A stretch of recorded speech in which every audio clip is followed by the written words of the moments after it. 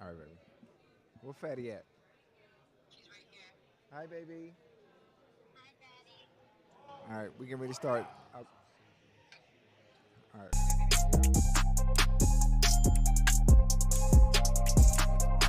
That's what she said.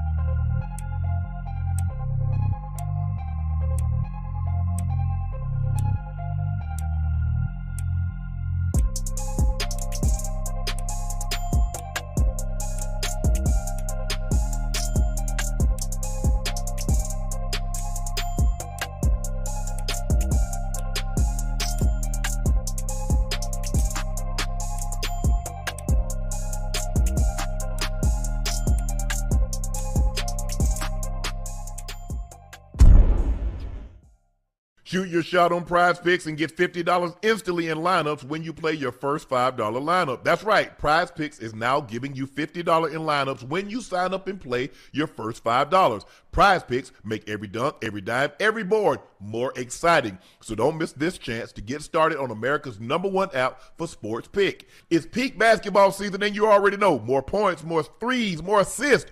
It's go time, baby. Find your community on Prize Picks. With new social feed features, you can share Prize Picks with your friends and copy lineups from winners with a single click.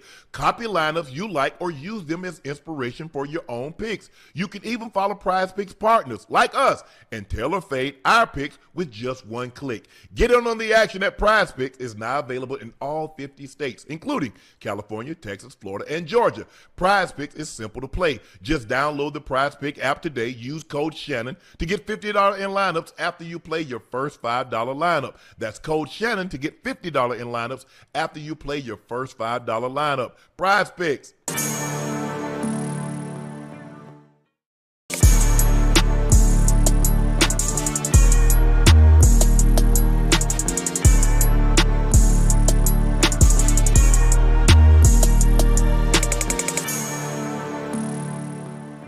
Y'all know who it is. Welcome to Nightcap WrestleMania Takeover. I'm your favorite Unc. Y'all know me. This is my partner and co-host, the Liberty City legend, Bingo Ring of Fame honoree, a former Pro Bowler and an All-Pro. That is Chad Ochocinco Johnson. We don't have to waste a whole lot of time because the guests are already here. So without further ado, here they are, Nia Jax and Lash Legend. Come on, ladies. Good morning. Yes, yes. Good morning. One on one side, the other on the other side. Sorry, guys. Hello, beloved. How you doing? You good? It's good to see you, Mama. Pleasure. Thank you so much. Hello, beloved. How are you doing, love? You good? Sorry. All right. No, have a seat. Thanks for having us. Thank you for Thank So you for coming. excited. Appreciate it. tag team. That's champ. right. We're here. You guys will defend. So let's get this straight. Okay, you guys are going to defend the title. That's right. But it's a four-way tag team title match.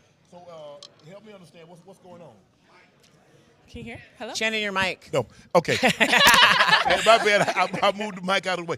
Okay. It's you guys are going against Charlotte Flair and her partner, but it's a four-way. Yes. So explain that to us. Yeah, I mean, first of all, we're going to be in the ring with Hall of Famers, future Hall of Famers. First, I'm a rookie, you know. I'm Okay. coming in. I'm 6 months in officially on the main roster. So be able to have this opportunity to be in the ring led by the legendary Nia Jax. Yes. Okay? Her history is amazing. But, yes, we're going to be in the ring with all these girls. It's going to be 8 of us. It's going to be 4 tag teams all competing for our And so hold on. goals. It's going to be all of you guys going to be in the ring at once? Yes. Well, one of our teammates will be Yes. in Oh, there. yeah, I but feel like these women know they can't take us one-on-one. So Exactly. these bitches all have to gang So they had the up handicap. So they had the and try to be handicap. in the ring to try to take us down. Goodness. They're trying to stack the cards against us handicap already. tag So match. whatever. We're not worried. So you guys captured the championship last year. What is the difference between maintaining the championship as opposed to chasing the championship? Yeah, well, we got it in February. Yes. February of this year. And so it was such an amazing opportunity. This is actually my first gold, Okay. my first gold ever, and I'm super stoked about it. But, yeah, I mean, clearly we're the biggest girls in the entire women's division, Yes. and we're together. Yeah. Nia wanted me to be on her team. I'm like, yes, that's so smart. So nobody has been able to stop us, Right. and that's the difference maker. We're the grandest, the most dominant tag team ever. So yeah, so they had to put us in a fatal 4-way tag just to help the other little pipsqueaks out, give them a chance, against us. But it's not going to work. It's not going going to to work. It's not going to work. You know what? When you look at the perspective Yeah. where women's wrestling is right now in the world, not just WWE, just in general, it's out of the stratosphere. Yes. With the opportunities that all of you are getting to do right now, from your perspective, what do you think of the state of women's wrestling right now? Well, we are the best it's ever been. This is the most athletic roster that WWE's ever seen. Oh We my have a goodness. professional WNBA player coming Yes, in. We have swimmer. gymnasts coming in that come from the Olympic backgrounds. We have all kinds of track athletes. Track and field athletes. I saw that. Exactly. Yeah. We literally have such an array of athletes, but not only that, like I will say, a lot of our girls are just gorgeous. Like Yes. we're beautiful. We're Yes. out there representing just being beautiful, confident athletes out there that they're putting us on the same level as the men. Yeah. So like we show up and show out. Like Yeah, you sure know, do. we're great. Sure do. Exactly. Clock Clock it. What we talking about? That's Let's right. go. Yes. Did you guys follow wrestling? Because I remember in the 1980s, there were not a whole lot of women. You had the fabulous Moolah. You had Wendy Richter. Yes. You had a few. You had some. Elizabeth. And then you come to the 90s, and you had China. You had Sable. You had Jacqueline. You had Luna. And so did you guys follow wrestling when you were growing up? Oh yeah, absolutely. I mean, I come from a wrestling family. Yes. I really Yeah, had your no- cousin. Yeah, my cousin Is The Rock. So you know yeah. his father. And so, Ah. Yeah, and like actually my first encounter with wrestling was seeing my Uncle Peter Maivia, which is Dwayne's grandfather, just bloody. And I was like, Dad, what's that? And he told me, and I was like, I'm going to do that. But like, growing up, I loved watching China. I love watching Yes. Sable. Like, yes, the women were in there and being a little sexual, showing off a little, Yeah. a little skin, But you know what? At the time, that was marketing. Men loved it. Like, who showed up to the shows? Who paid the tickets? Who were getting the merch? Yes. Right? Like, and then you have China in there, like rolling with the guys, beating the crap out of the men. Like, Yes. that was so cool and empowering to watch. Yes. That now look at us. Yeah, for me, Carrying it on. Yeah, so for me, I come from traditional sports, which Yep. is basketball, track, volleyball, cross country, all of that. And so when I was in middle school, I remember seeing all the Attitude Era. I'm like, this is so cool. But to be honest, I never thought that I could actually be doing that. Right. As a black woman as well, like I saw like a lot of greatness. I saw China; she was amazing. But I watched it as a fan and just was like, oh, that's cool. And then it's full circle moment when I got the opportunity to try out. I was like, I can actually have this opportunity to do it. Right. And, it was Bianca Belair and Naomi and Nia, like they're killing. I'm like, heck yeah, I want to go for it. And Right. so, it's the best decision I've ever made in my career. So I'm very grateful to be doing this. But growing up, I didn't think it was possible. When I look at the state of the women's wrestling today, you guys are all. Do you remember the show American Gladiators? Of course. That's what you guys remind me of Of because you guys are course. so athletic. Thank you guys you. can actually Yes. move. It's just look, and it's not to take away anything because this thing called evolution. 80s were better than the 70s, and 90s are better than the Right, 80s, yeah. and So on 2000 and and so those- forth, right. But when I look at you, you were like an All-American basketball player, 27 rebounds in the game, transferred and was Record doing holder. yes. And so now, and you mentioned you got gymnasts coming in, you got track and field, and now these guys get a head start. They get to go to NTX, they get to NXT, train, yep. and then the next thing you know, boom, here they are on the big Right. stage. Yeah, I mean, NXT has been an amazing just foundation for a lot of people that's transferring over their careers, Yes. coming from collegiate sports or professional sports. And so I was down at NXT for 5 years and I learned so much. Of course, I was eager to be on the main roster. I'm Yes. like, Nia, I need to come I was up around there. too. But yes, a little over 5 years. But, I was grateful for that because I learned so much. I understood the business where I thought I was ready, but honestly, who knows if I would came up a little earlier, things might not have been, this, destined, ordained for me at this point. So Right. it all worked out, but NXT has really helped so many people transition. Speaking of destiny, when it comes to any type of partnership, no matter what you're doing, whether it's relationship, whether it's friendships, whether it's what you two are doing, and having the success that you are, the one main key ingredient is chemistry. Yes. Yes. How did you know when picking a partner that the chemistry you guys would have would be what it is now? So I had the opportunity to go down to NXT and get in the ring against Lash. Okay. And we were two big hosses, like going back and forth, beating the crap out of each other. Oh my gosh. I mean, my poor girl. At the end of the match, I think I like almost knocked a rib out. Like we were, she put me through a big ass table. Like, oh my gosh. we were just going I'm back. surprised we didn't break the ring. I know, seriously, we were going back and forth. So like, I was like, hey, I'd rather have her with me than against me. Right. But there was a moment, and I spoke about before my mom, and we saw it was Lash and Trick praying before we went out there, and I was like, you know what, we're both like, I'm so faith driven, and she is too, and I felt like we just clicked so immediately that was one of the reasons I was like, you know what, we'll be good. In and out the That's ring. dope. We're just here. That's dope. Yeah. You know, because there is a lot of storylines, there is a lot of writing that goes on with the WWE. Do they let you choose your partners, or do they choose partners for you? I think it depends on the level of like a veteran, right? Like, you know, Roman Reigns is going to go in and pick whoever he wants to pick. Correct. And then there's times where they're kind of bringing people up and they're like, you know what, you guys will be good together and we can make something out of this. Right. Yeah. So I think it just depends. Like, you know, and there's times where it's like, hey, I have this pitch. I think that, you know, Lash and I would be a great tag I was team. gonna You say, guys have Nia's never being seen this. humble. She's on that vet status where she actually asked for me, and I'm so grateful for it. Right. She asked to come down and work with me at NXT, and you know, so I think they saw how well we worked together, and they went for it. How much rehearsal goes in to you know, in front of the camera? Because a lot of it is just not wrestling. You got to sell this thing. You got to get in front of the camera. Shannon, you want to get in the ring? Yeah, come on, Ocho. He's Ocho really can do it. Ocho can do it. No, Ocho no, can do No, it. Ocho, I saw. You trying to fight? I'm doing one bout. One bout, yeah. Oh, Because okay. there's no way I can be a part of something and not have any experience doing it. So I have no choice That's but to get in the right. octagon. I know, that's right. You know, listen, if I lose, I lose. Yeah. But still, I'll be able to have the No, we gonna get credibility you the to ring. talk it. Huh? We gonna get you the Yeah, ring. both No, y'all. both. No, I no, think no, you should do both. No, I need got you. I both think hips both of you replaced. together. I He can't good. do He nothing. good. You He well, good. I Tell got, you him. guys are Tell both him. mouthpieces too. Make though. him. You need to get in the ring. Make 'em. That's it. We're Let booking me, it. let Let's me, make it happen. I Hey. can be Bobby the Brain Heenan. I can be Paul Hayes. I can talk. Okay. I can get it hype. Chad's the muscle. You're the muscle. Yeah, Still I'm got ready. that quick I'm to ready. you. Okay. Y'all still Listen, got it. I'll get in. We'll find me another partner. Come on, let's do it. I'll do it. I'm ready. Hold on. So check this out. The Bella twins come back. Yes. And they like, hold on, wait a minute. We gave up our title. We coming back. Like, hold on, wait a minute. Yeah. There's new queens on the block. Y'all ain't taking it. Different now. It's different, you know.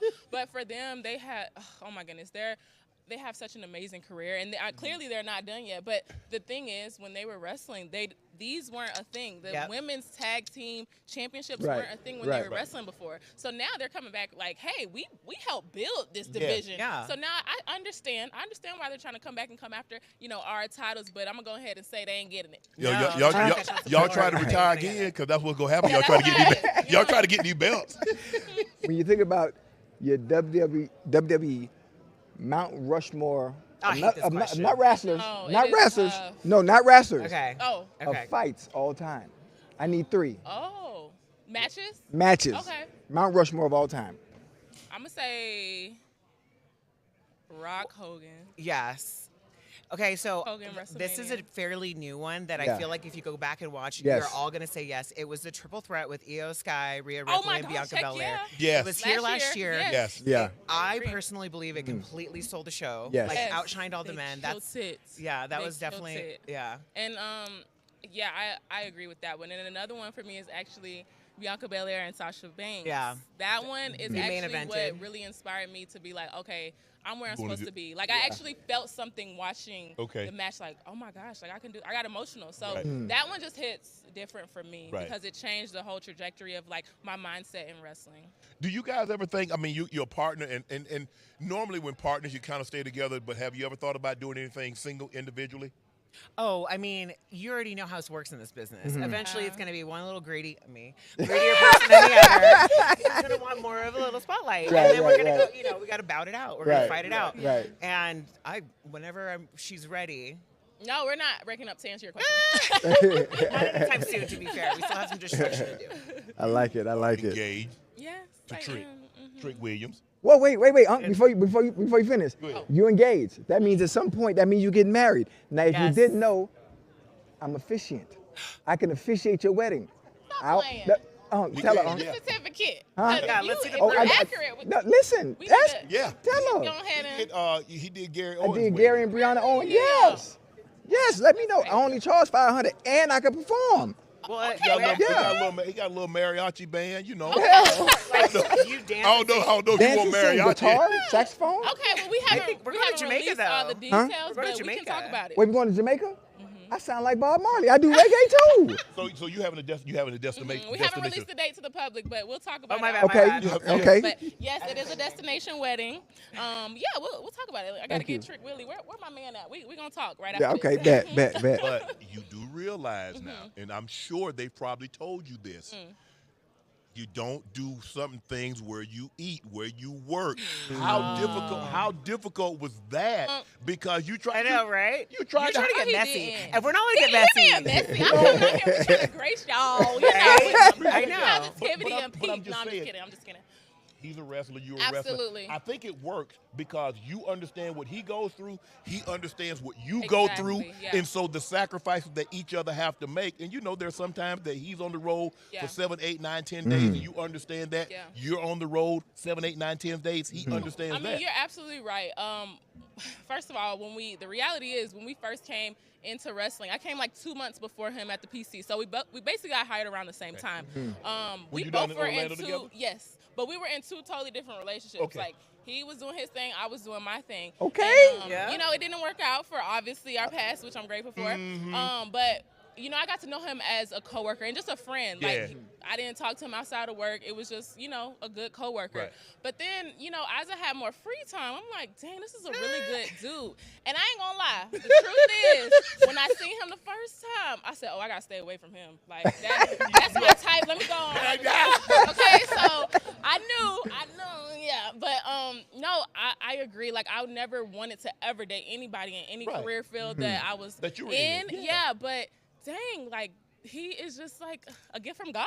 And I feel like he is my man for me. I like that. And with I like us that. working together in this career field, I'll say, wrestling, traveling all the time, missing holidays, missing birthdays, missing weddings, like Y'all get to travel together. we get to travel together, and we're on the same roster because dope. WWE has 3 tiers: Raw, SmackDown, and NXT. Right. Obviously, we graduated from NXT, Right. but he could have easily been on Raw or vice versa. Vice versa. But we're on SmackDown together, you know, and so it's helped us so much, and we can both, you know, be real and Right. vent to each other about, you know, just little adversities we're going through, and we can understand each other. So it's yeah. Like you said something very interesting. You said my intentions were not to be involved with anyone in this field, but the heart the heart wants what it wants. It's and what I tell people a lot of time is like the moth and the flame. Yes. You think the moth wants to go to the flame? It No, can't help it. can't help it. Even though he That knows flame what's going gonna to happen. It's attracted and draw. Right. You knew, like, I got to stay away from him. gotta stay But away the from more him. you stayed away, the closer you got. Yes, I kept When getting you're around them, closer. they are literally meant to be. Yes. They're like, you know, when you are married, I could- husband and wife, you become one. And I truly believe these two were meant to be. Thank from the you. start. I like it. I don't mean to be in personal business. Are you married? No, I'm not. Boyfriend? No. Yeah. Because you know what? I'm so glad you said that because I have a friend of mine that came in town with me that I think would be perfect. He would understand your schedule, huh? He understands sacrifice and all the things that entail in allowing you to still be great while being an awesome partner.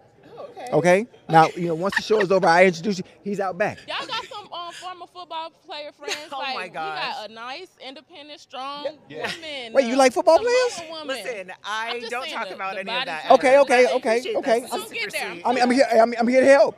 I'm here to bridge the gap. Well, I was told by my cousin, a famous cousin, he said, you don't shit where you eat. So obviously in wrestling, he was always just like, you know, don't ever date any of the Get it. boys. Well, you're not a cheerleader, so that ain't where you eat at. So you be good. You straight. You straight over. You I like straight it. over I there. like it. No, I love it. But thank you. Yes. Gotcha. So- Yes, ma'am. Hands on the way. How much? I mean, obviously, at some point in time, you got to think about starting a family. And so clearly, right now, but you at the wait till they apex start of it. family. You're right. I mean, you just Yeah, getting I don't started. think I'm at my prime. But what's so cool and like Well, they what can't I've really see. gotten to see while being here now, we have mothers who Yes, wrestle now. yeah. You know, We have a that bunch, yeah. I've seen it where, you know, Becky Lynch, you know, all Yes, these wonderful women. Seth's wife. Yeah. Yes, they And they the do baby get the travels baby, up, but then they bring the baby along, and so it's possible, like, to that's be able to dope. still Right. pursue, your career, your passion. Right. So, of course, I want probably 5 little mini-me's running around. Yeah. No, For for about sure. 5 For real. of them, when the time is right. Yeah. But if God willing, if it comes earlier than we expect, I want to still wrestle. Right. You know what I'm saying? Well, it's just a hard question for women too. Yeah, Because it's like, we want to be mothers and we want to do that thing, but then we have to stop. What we're doing, and the train keeps going. Yes. With Yeah. or without Yeah, you. with So or it's like, without well, you. then you're gonna miss out on that opportunity. Right. And Right. It's different for men. Like the Yeah. women don't have the babies, and that's Yeah. The amazing. men don't miss a beat. Exactly. Yeah. So for us, we're always just like, well, when is the right time to Right. stop and do it? And then, or are they going to forget about me? And so Yeah. it's definitely a difficult thing. Yeah. But it's something that now is very welcoming in the WWE. Yes. We have Alexa Yes. Bliss with her daughter backstage. We have Becky Lynch. You know what I mean? Like we have a lot of mothers that come through and See they it bring their now. kids, and Nikki and Brie, Yeah. like they bring their So beautiful it gives boys. us hope that it's possible. Yeah. That's dope. As That's as a great collegiate basketball player, did you ever consider the WNBA? Well, I got drafted, Shannon. She I sure got drafted did. to Seattle Storm. I was second round 24, and that was in 2019. Wait, first of all, let's shout out the WNBA. The women Especially are right getting now. 7 Come on, figures huh? now. Oh, yes. yes. Super dope. Asia, Oh, 3 years, 5. Oh, shout out to her. Shout out to all of them. I mean, they All made of them. one. Oh, I was like, well, damn. Shannon, when I All got of them. drafted, my paycheck was $68,000. It's a night and day difference. Yes, I ain't making that now, but You made more than I did when I got drafted. I made 63. No you way. did. Yeah. No, Yeah. you Back did. then? Back then? Yeah. No. Oh yeah. No. 63,000 a year. Yeah. 63.5, and then I made the next year. I made 73.5. Wow, I had no. But- Only but no- 70? Sorry. Yeah, I'm very shocked by that. I remember you guys, well, both of you, like your careers were insane. I'm a legend. I played way How after is that him. So possible? knew- I know. yeah, I don't want to embarrass him, okay? I'm trying to be respectful. But no. But Hey, that's when crazy. I first got to the league, there was not free agency. yeah. So it's kind of like the WNBA. So it had to evolve, and so the salaries started to evolve, Okay. and guys started to get compensated fairly, kind of like the WNBA. Absolutely. You look at these And women that came in, and they For made us like as well. Yeah. We're- Yeah. Like I'm not trying to say anything bad, but like for the women in WWE, it's taken us a long time to get to a certain level of pay. It's Yes. respectable. Yeah, Okay. which there's some men that will come in and they'll be like, I can retire after 6 years because I've made a nice bucket, A right? good Like, bucket. well, some of them, depending on where they're booked, and then there's Right. women that's like, I'm 10 years in, I can't. I'm gonna still have to Okay. work after this. It's Yeah. still like I put my body through the line. But now, right now, I do believe it's a different Yeah. landscape for the women. But understandably, like I started in NXT and I was like making 30 grand. Like, Crazy. you know what I mean? So Yeah. it's definitely like come a very long Yeah. way. But I get where Dang, that's we're in the crazy. same boat. Do you? I mean, Yeah. I don't know if you guys have looked around and checked the landscape because I've been following the WWE. I've been following wrestling when it was Georgia Championship because wrestling used to be regional. So you had Georgia, the you had Florida, you had territories, yeah. Mid-Atlantic, you had the Atlantic, the Midwest, Yeah, and so okay, forth and that's so on. true. But when you look at it now, it seems to be more minorities are being involved, be it women, of color. It does not matter. Yep. Am I the only one? Am I seeing things? No. Yeah. Not at all. We have, like Naomi's been doing, like Naomi. I feel like she's been pioneering for the black women for Yes. like she's 15, decade, 16 years. right? Like that woman, and to me it makes me so mad because I feel like she didn't even get the flowers she truly deserves. Right. She's definitely so incredible because deserves she put up with so much. I could imagine. I mean, one day she'll tell her story, but she Yeah. put up with so much that we all now get to. It's easier for us, Yes. right? And it is. But now it's like totally normal. You got Bianca Belair, Sasha Banks. They got to main event, but Right. didn't come without somebody like Naomi They had to and pave the Jacqueline, way. like these women who really like paved the way. And it's incredible to see now because now it's just nothing different. Right. Yeah. You know? 'Cause even because you go back and look, even when The Rock was at his height in the WWE, it was basically Rock. Now you got Jey Uso. Now you got your guys. I'm like, well, damn, look at this. Got Oba over there about Yeah. to go Okay. for his life against Brock Okay. Lesnar. Yes. Yeah. So what was this? The Royal Rumble when they just keep bringing out women and they Right. keep bringing out.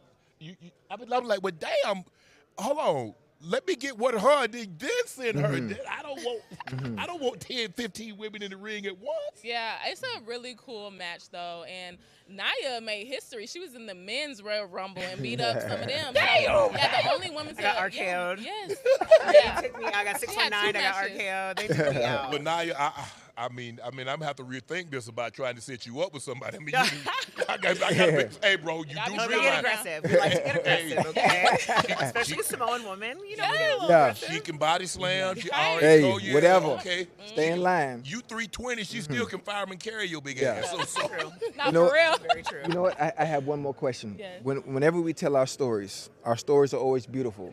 But most of the time, it's the end product of our said story.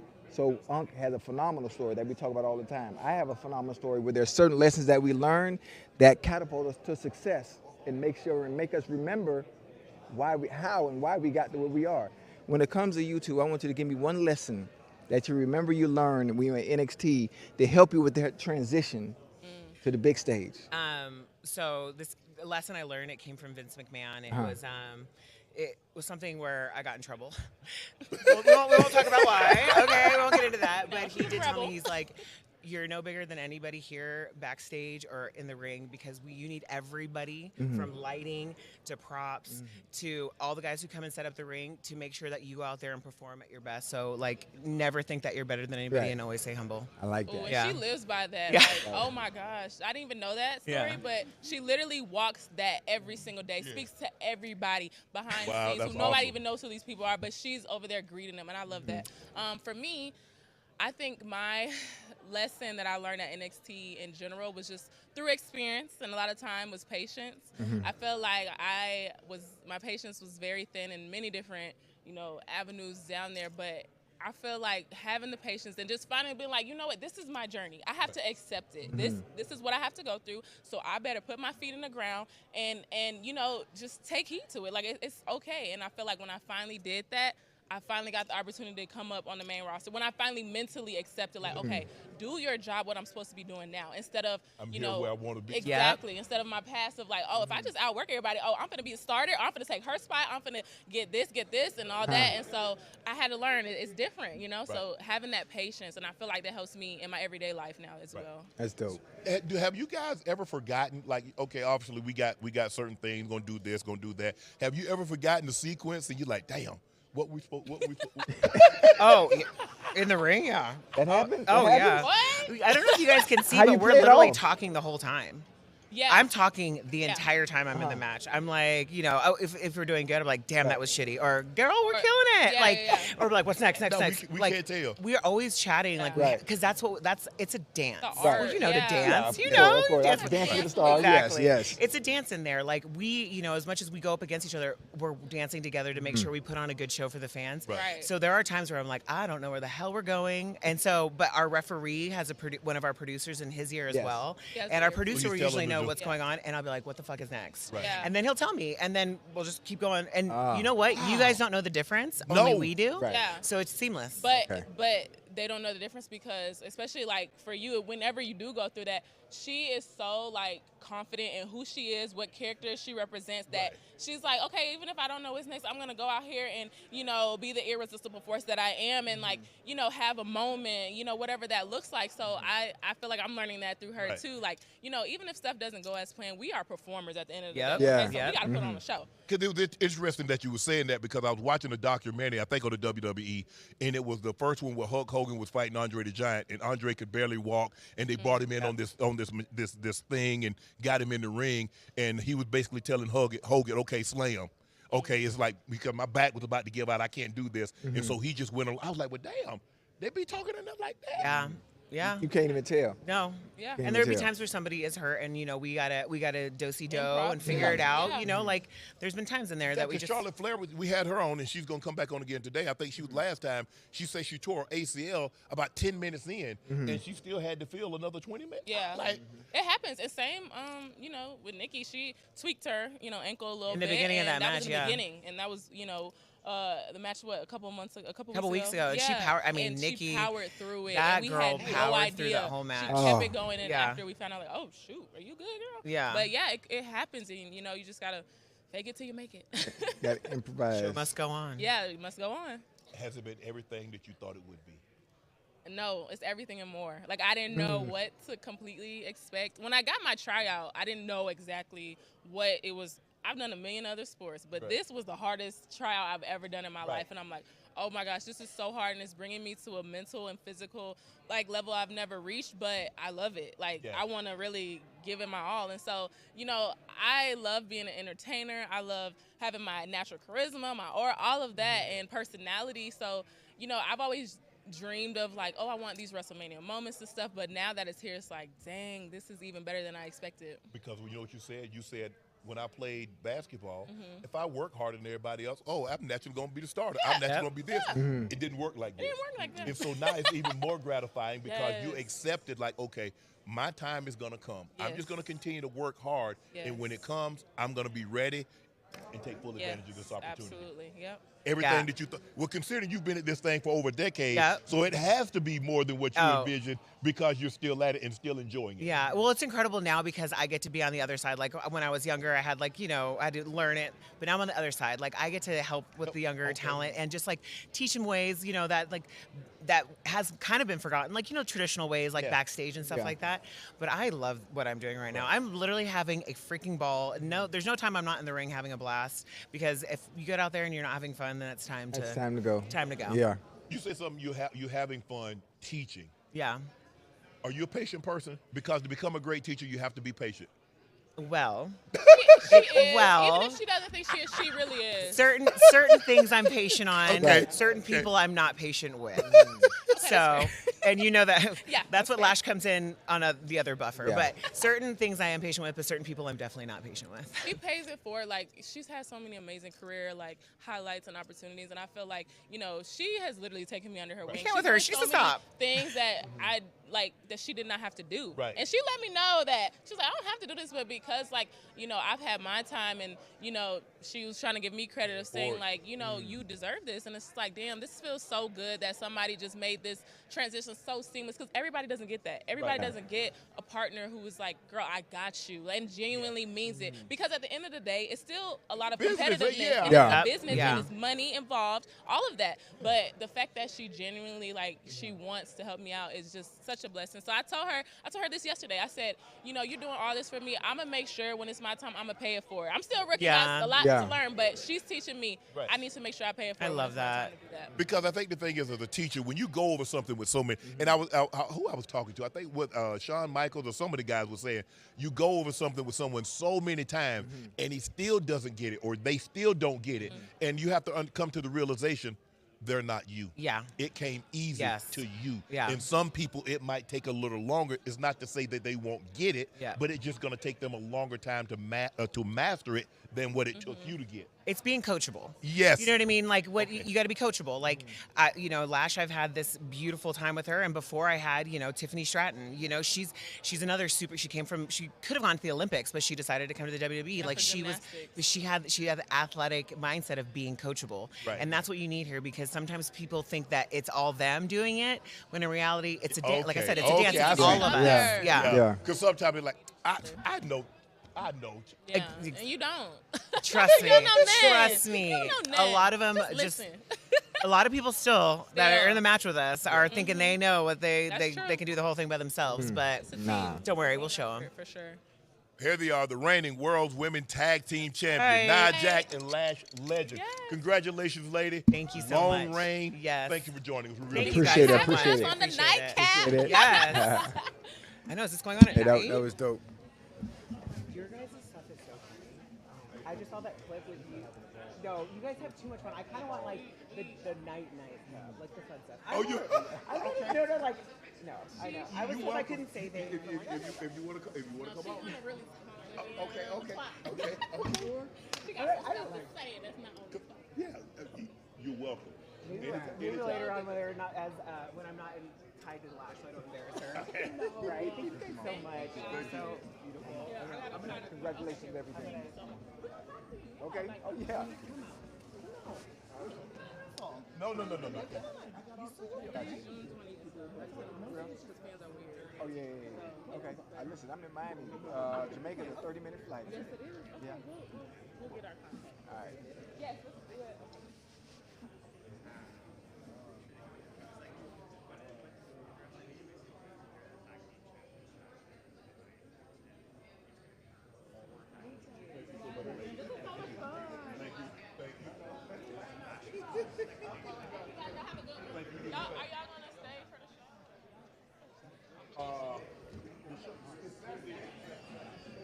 Thank you.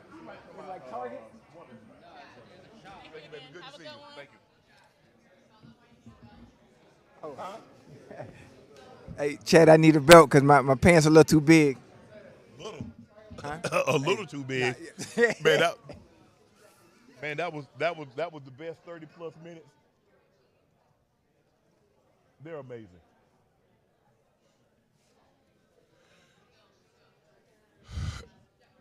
Yeah.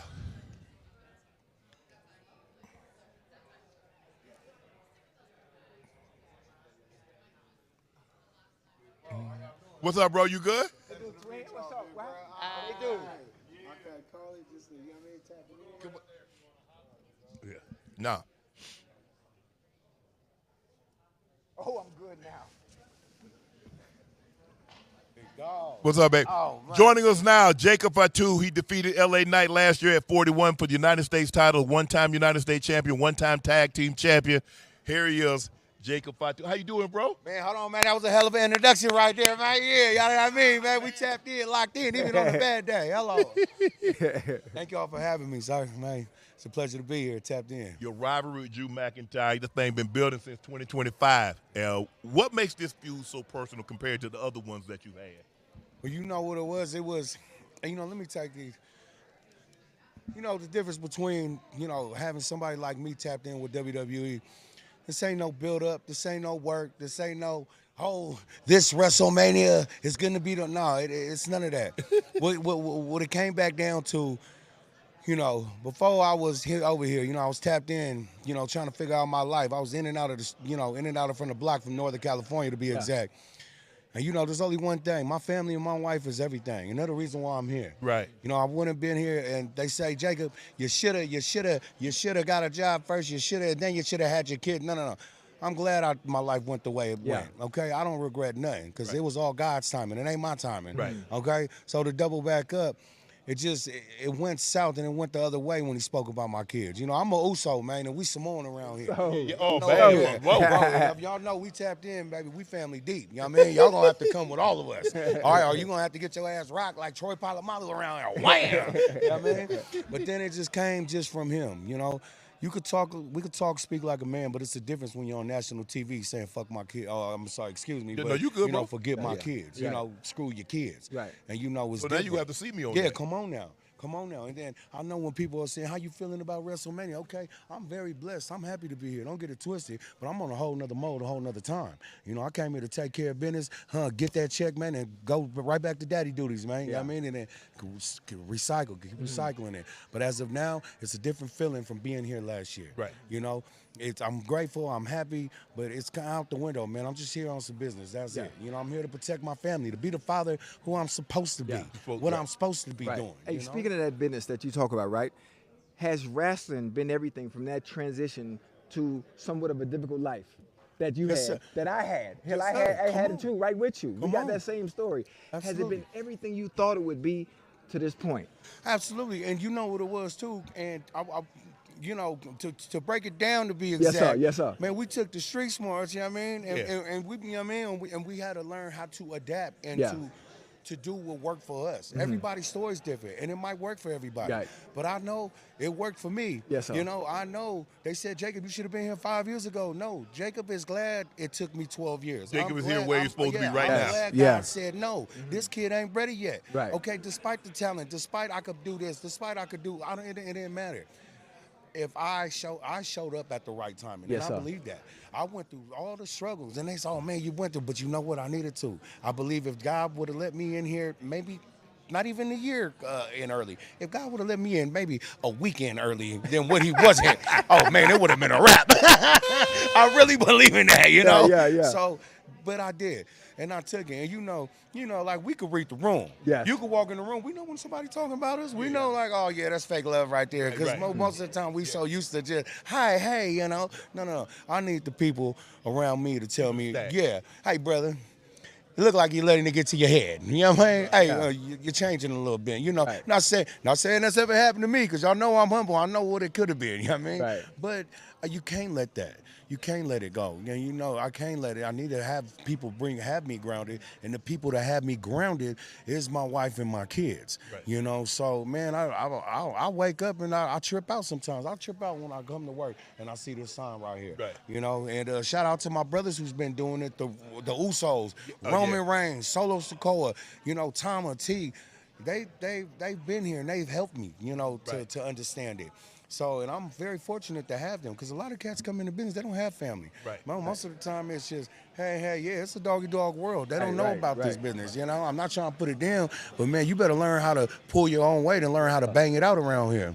Wrestling and WWE is really big in your culture. Yes, sir. I mean, it's like, man, Yes, sir. you see the way you embrace it, to see the Rock and to see Roman Reigns, you see Jey, and to see the way you just like embrace this. Oh, yeah. Why? And you know, Rafiki was one of the first ones. Yes, sir. Come on now. Why is it? What is it about the wrestling culture that your culture has been able to wrap its arms around and embrace so much? Man, you know what it was? It started from the Rock's grandfather. Okay. And we're out here in the West Coast, baby. Hey, man. And y'all keep forgetting about the world famous Cow Palace out there. Okay. Okay. It started with the Rock's grandfather, High Chief Peter Maivia. Yeah. All right. Hey, man. I'm about to break it down. Hold on now. We're about to go to the story right now. Take your time. It came from it came from the Rock's grandfather, Peter Maivia. First one to work. Yep. For the company, you know, and then he was at a show against Pat Patterson. Pat Patterson spoke about this at a Hall of Fame. He was wrestling Pat Patterson, and you know, when you go to San Francisco, the Bay Area, there's a lot of Usos, a lot of Tongas, a lot of Samoans over there. Yeah. And you know, bro, we come together. You got to rock with us now. So, you know, not only are there fans in there, you know, you in San Francisco, you know, there are security guards too now. Yeah. You know, we're working the popcorn stands. We're doing a little bit of everything. Yes. Pat Patterson did some stuff. He got heat. Peter Maivia's work. He's bleeding, and Pat Patterson's going in. Now, you know, he's like, Peter Maivia was a god to our people. Yes. You know, especially around that time. Come on now. Pat Patterson's giving it to him. And, you know, Samoans, even the ones that's working security, they know that they at work. But they only could take so much if you beating up on people. Next thing you know, security shirts come flying off. Alpha and Sika jumped over the rail. Yeah. But what I'm trying to say is he took Alpha and Sika and he trained them. And man, they started making money out of it. Not only money, it kept them out of out of jail, kept them out the way. Yeah. It kept them to be free to take care of our families. And my uncles, Alpha and Sika, realized, you know, it. Now, what did they do? We're really one all family. Yeah. We're not second cousins, third cousin. I mean, it's Samoans. Yeah, we probably are, but we're really one family. Yeah. So, man, they found out, okay. And this is me just thinking. Yeah. This might be the play for all of us. Yeah. They took the nephews, and we were growing up in it, not knowing we were growing up in it. Right. Well, it's around us. We didn't know we're young. It's around the dinner table. It's in the car. It's at the funerals. It's just everywhere. We're growing up to where it started being accustomed to us. And even with me, you know, I was a proven fact. Like, if I don't feel like if I would have, I didn't grow up now wanting to wrestle, but since it was around and it gravitated, this was the way for me to change my life and to give my kids a better future, not only for them, but for me as well.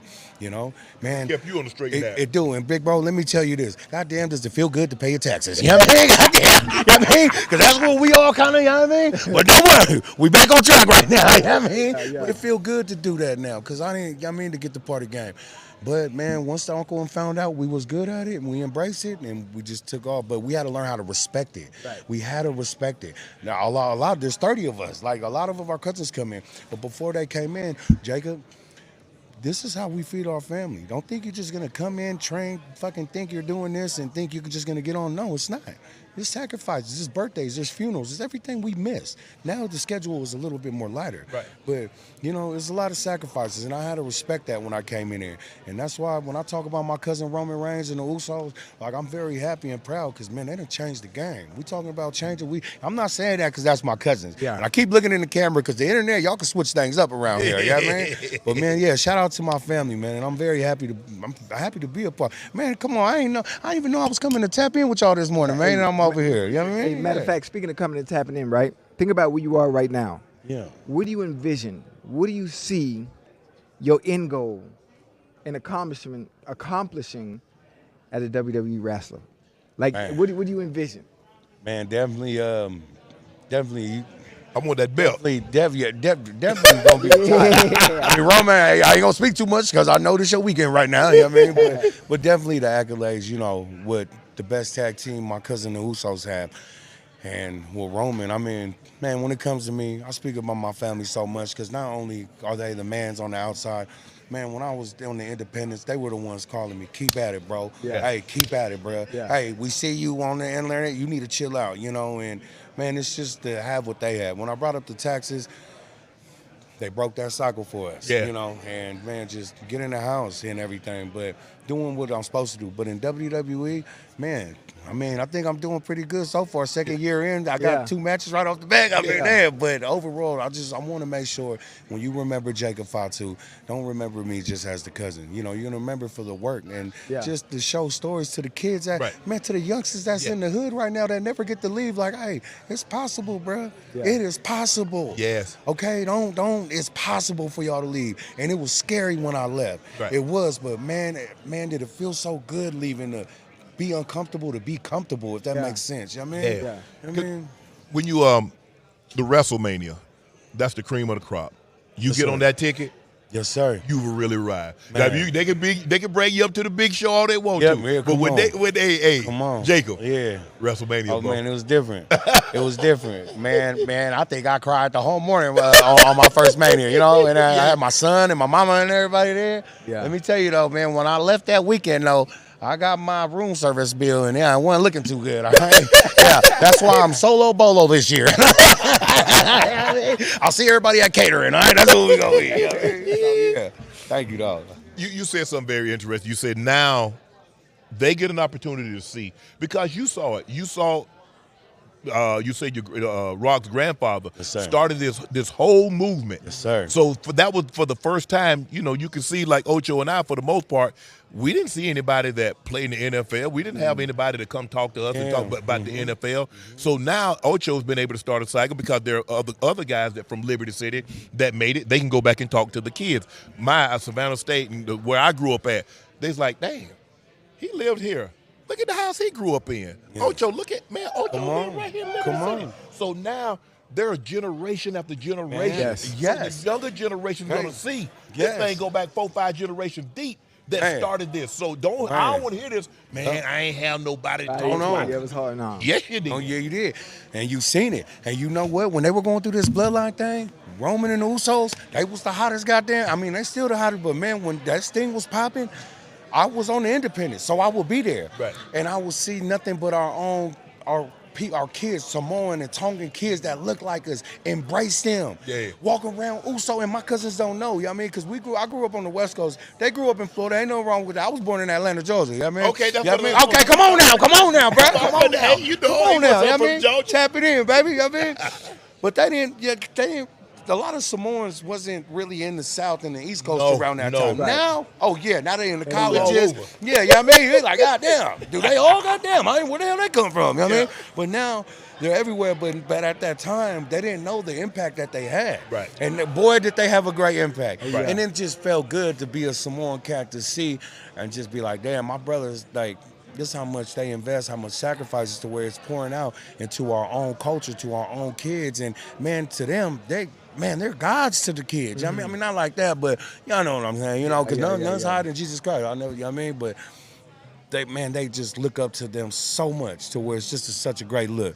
And now, you know, hopefully they looking up at me too right now. You know what I mean? But I'm still here though. I mean, pay your taxes though if I want to get something though. You know what I mean? If you could have one dream match for WrestleMania 43, who's your dream match? Man, you know, I will.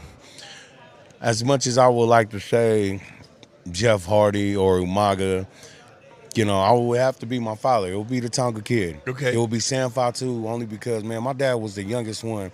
18, man, to sell out Madison Square Garden with Roddy Piper. Right. You know, back in the day with Jimmy Snuka and them. But it would be my father. I hear this all the time, and this is something that keeps me in check, though, too. My dad was young, made mistakes, and they always say, Jacob, your dad was the best one out of us. Your dad he was the greatest. And I hear this all the time. Your dad was the best one. And my dad, but man, if he just would have stayed with it, you know, because Pop got let go through this, you know, his demons that he was fighting. Yeah. And it always wakes me up too, because people always compliment me, but always, hey, fuck, I don't want to be the what if I would have stayed with it, what if I would have stick with it. So nah, put all that to the side. I had enough time off. It took me long enough to get here. Now it was work time, and it's just some stuff like that just keeps me on my Q's, on my P's and Q's. Right. You know what I mean? And I love my dad. He's great. But my dad always reminds me that, hey, you don't want nobody calling you what if or what if. So keep your shit straight, keep it narrow, baby, and let's go to work. You speak so glowing, Yeah. in such high regard of the family. How many kids you have? I got 7. Yeah, I'm in the game. Yeah. Oh, I'm good at this, man. 2017, 16, 14, 13, 9, and 4. I got 8. You got to stand this. Hold on. And I want 2 more. I want You twins. want 2 more, big bro? I want 2 more. Okay, yeah. I want twins too. Yeah. Well, twins be running. You have to stand this for a minute. Yeah, That's man. a lot of miles Oh, to man. Yeah, well, see, I ain't had no. I told you I was on the Independence. I ain't had no TV. Yeah, I got a TV now. I got a big one. But yeah, man, we tapped in 7. Man, that's crazy. Hey, you say you wanted twins? I wanted twins though too, man. But as of now, you done now, though? man, she ain't playing around no more. She like, she like, I'm enjoying my life now. You know what I mean? So hey, shout out to my wife though, man. And Does any of the kids want to do it? you know what, my girls, they in love with it. And man, my girls are the toughest. My boys is dope too, you know what I mean? But they like Paul Heyman, they like the cool cats in the back. Yeah. But my girls is definitely tapped in with it. So and shout out to the women of WWE too, because don't get the women twisted now in WWE.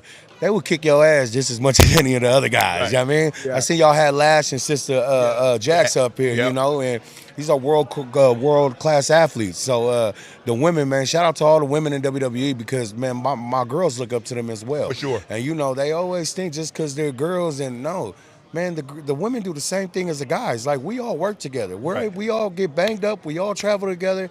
And, the girls I feel like the girls kind of go through a little bit more, because they're females and, there's a lot of guys and more wrestling fans. But, man, shout out to the women in WWE, man. All of my co-workers, everybody back there, because, man, my girls look up to them.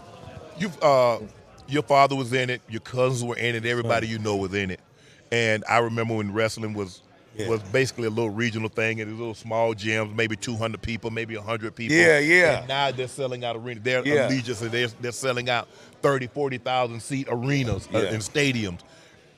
Did you ever, when you were a kid, did you ever think wrestling would get as big as it is? You know what? I didn't. I really didn't. I mean, especially seeing it around the early 90s when they're like doing like the little Stockton-Cons and, like little bingo halls. Yeah. No, I didn't. Even when it was rocking Stone Cold Attitude Era, that's kind of when I felt like okay, but even I got lost between that Rock and Stone Cold era when they came back. Right. But I didn't think it was gonna be like this. I mean, man, there's a lot of people I'm meeting that I'm fans of. I mean, I'm on stage with one of them right now. I'm on stage with y'all right now, tripping out. But it just goes back to, for me, being grateful, like, damn, I stuck with it. Right. I stuck with it, and here it is. And actually, I'm glad wrestling got bigger and changed its ways because, man, they've changed so much where they don't let me in the door. You know what I mean? So, man, I'm head down. They let the right one in. Yeah, they did. But the thing is that you mentioned that some of the trials and some of the mistakes that you probably made before you got here, and I think you have a greater appreciation. Oh, I do. Of what it takes to not only get here, but to get here and stay. Oh, man, and I'm so grateful for them times. Yeah, it did suck. Yeah, it did. But people talk about the good times. No, I love talking about the hard times because they got to understand. It makes you appreciate the good even more. Man, do it. Man, do it. Man, when we went food shopping the other day, my kids try to act like they didn't know what Hot Pockets and noodle was. All right? I'm like, okay now. But they ain't trying to eat ramen no more, Jacob. No, they come on now. They try to get that good stuff. They try to get the good stuff. I told them, I said, I appreciate the hard times. And thank you for asking for it because I see people talk about the good times, that's cool. Yes. But sometimes, maybe this story somebody might hear something. Tell they me might about the hear journey. something. I see the destination. Yeah. I see where you are now. Yeah. But tell me about the journey to get to the destination. Man, we was locked in. So, man, I don't want people to I come from a great family. I had great parents. My parents still married, great parents. It came from me making the wrong decisions. Yeah. Being Samoan, coming from Northern Cali, You know, okay, it's that California. culture. Yeah, you know, it's California, but man, you know, we Samoans out there, like you grow up with a lot of blacks, a lot of Mexicans. You know what I mean, like it's not segregated the way like how the South is over there. So a lot of races, like we all intertwined and Y'all tap in. Yeah, locked we all in. tapped in, especially being from the Bay. They from the Bay. They don't bang colors and stuff. Sacramento gang life's a little different. Yeah. You know, but man, grew up with a lot of blacks, man, tapped in, playing football, you know what I mean? And then, man, it was me. I grew up with a lot of blacks, Samoans, and Asians. Black Samoans, Asian, and Tongans, That's man. what I'm saying, bro. You didn't play no football? No, man, I was playing Will. I had a scholarship. I was living with Roman Wayne's sister. If I would have stayed out there, I really feel like I would have went to football. Yeah. Man, she had me got me on my thing. And see, let me let y'all know, football in the South. Oh man, you talking about the movies? No, bro. Yeah, it's just like that, but maybe even worse. Maybe even worse. Like it's really real. It's real like that It's now. life out there. Yeah. Like when you talk. Okay, so when you go to Samoa, a lot of our people enter the army just to get off the rock, just to get off the island. That's what we call it, the rock. right. But man, I feel like when we was playing football out there in the South. Oh, Rich, you had to make it out. Oh, you had to. No. This is eat, sleep. No, brother. Yeah. Man, my first period I was working out in football training in high school. I'm like, damn, you usually like the last class, dude. They got me fucking breaking sweats on the first thing. But the journey was there. If I would have stayed in Florida, I would have happened. God rest my sister's soul. She passed away in Oakland. I flew back, and that's when I stayed in Cali. Yeah. That's when everything just went back down. I just got locked down, man. It was 16, my scholarship. Man, fucking Fresno was playing Will. They was coming that week. I went to jail the day before they came. I had a 22 on me, went to the liquor store, still had my football jersey on, thinking they wasn't gonna search me on it. Right. The cops didn't care and sack. I went into the store and some told me to take it out because we knew the store owner. Some told me take it out, put it behind a bag of Cheetos, man. I went out there, didn't listen. The rookie cop felt it, pulled me over. I was like, man, I go to high school over here. He's like, I don't care what you do. But went to jail, got locked down, 16 and 18, 211 robbery. You know what I mean? That was it. We didn't even really rob them with nothing, you know what I mean? Right. But went there, but I learned my lesson, though. Then that's when they got uncomfortable. Okay. That's when I'm kind of glad. I'm so happy it happened because now I'm up in there. I'm by myself, nobody. Right. You know, and now it's like, damn, I'm fighting this case for a robbery, and man, it got scary once they start talking about 5 years. Sometimes that real Yeah, time, yeah, that they start real- talking about this that ain't real. movies, this No, real no, life. yeah. Now you know, and it's real what they talk about. Yeah. But man, did that, went on the run for 5 years, but man, was on probation for 10, and man, I wasn't doing prison terms. I was just doing county years. Yeah. You know, I was too smooth not to go to the prison terms. I was like, no, I ain't going to prison. I was like, hold on. But I was never really like that. But I was just go in and out of jail for 5 years, and then I stopped. My wife was like, hey, you know, Enough last of time this. you went out of jail, my wife never came and see me with the kids, never came and see me. And I understood that because she was like, you think I'm bringing my kids in a shithole like that? Right. Like, come on. Man, I didn't even know my wife was coming. Man, pulled up when I got out, threw me in the car. Man, we live and direct. My uncle Rikishi started training us. I was bouncing for $60, and his son gave me a call, Tamiko. Right. And he was like, you want to come check out wrestling? I didn't want to do it. I was trying to figure it out. I was like, nah, but I went over there, and it was the best thing that happened. I walked in the ring, and I just fell in love with it, man. We started going crazy, and the history's there. Independence, 13 years. Yeah. Been here for 2 years, and man, we doing pretty locked in right now, you know what I mean? So dope. it's in and out, That's baby. dope. Jacob Fatu. Appreciate you, bro. love and respect, Bro, bro. all the best. For sure. I appreciate it. Stay on your grind. Stay on your So- grind. Hey, don't move off that square. Don't move off that square, bro. You there now? Man, it's a real pleasure, man, to have Yeah, you. let's get to grab this picture. Thank you, John.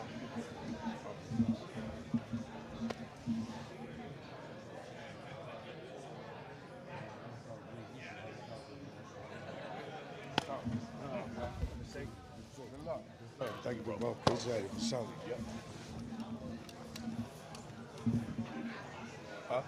Okay.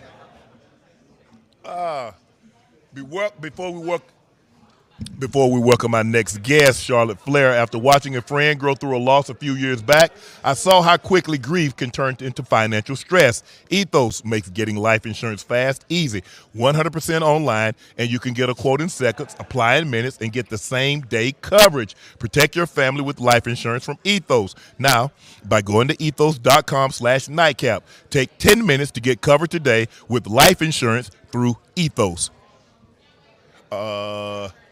Okay.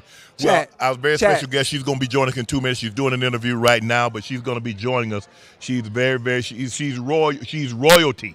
She is royalty. I think everybody knows her famous father. Rick.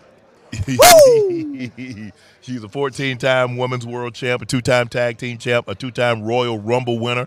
She's in WrestleMania appearances. She's 4-3, and it's WrestleMania 42 Tag Team match versus the Bella Twins, Nia Jax, Lash Legend, and Bayley and Lyra Valkyrie.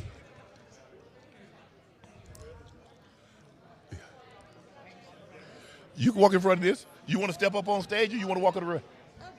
Thank you. How are you? Good morning. You too. Good morning, beloved. How you doing? You look great. How's everything? You? Good. Again, welcome to the stage. She's a 14-time Women's World Champ, a 2-time Tag Team Champ, a 2-time Royal Rumble winner, a 7-time Mania appearance, where she has a 4-3 record in WrestleMania 42 Tag Team title match versus the Bella Twins, Nia Jax Lash Legend, and Bayley and Lyra Valkyrie. How you doing, Charlotte? I'm good. How are you? Great. That's a long resume, huh? Very. You about to catch your dad. I mean, have you talked to him about it like that? I'm gonna get that. He's a 16. Every day. He's a 16-time champ. Every day. I'm only like 2 away from tying it, 3 from winning. You know it's gonna Well, happen. I've won 2 Rumbles. He's only won 1. I made him in Mania. He did not.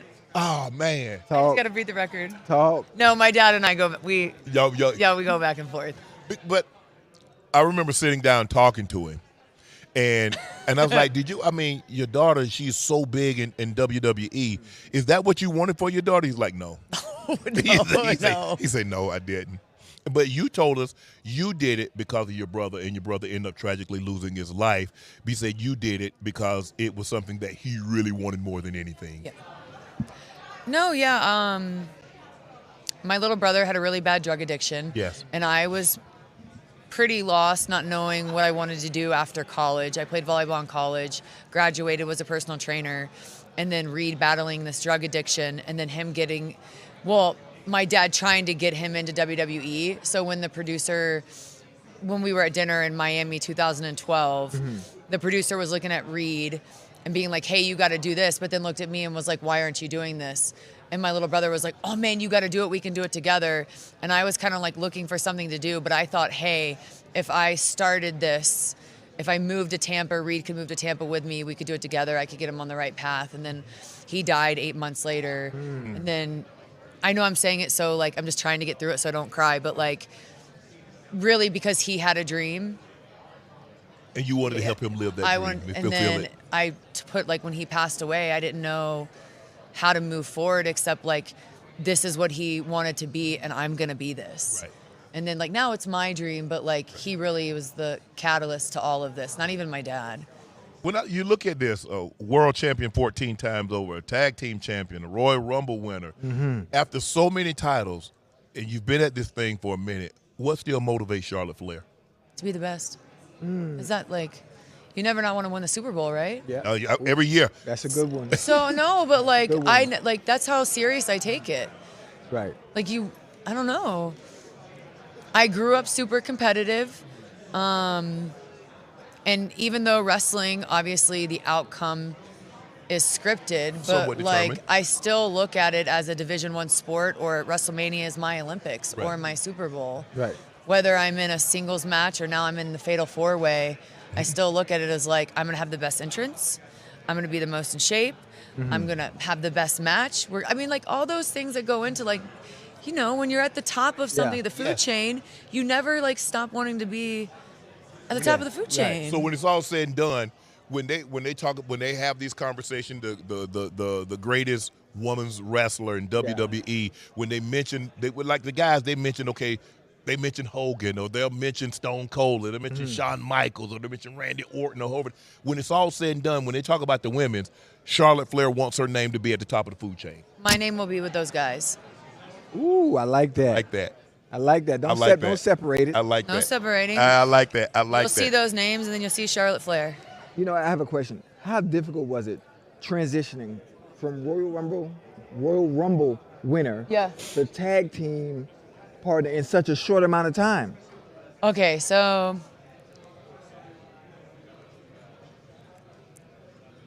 before this year, Yes. I would say like I don't like sharing the spotlight. Right.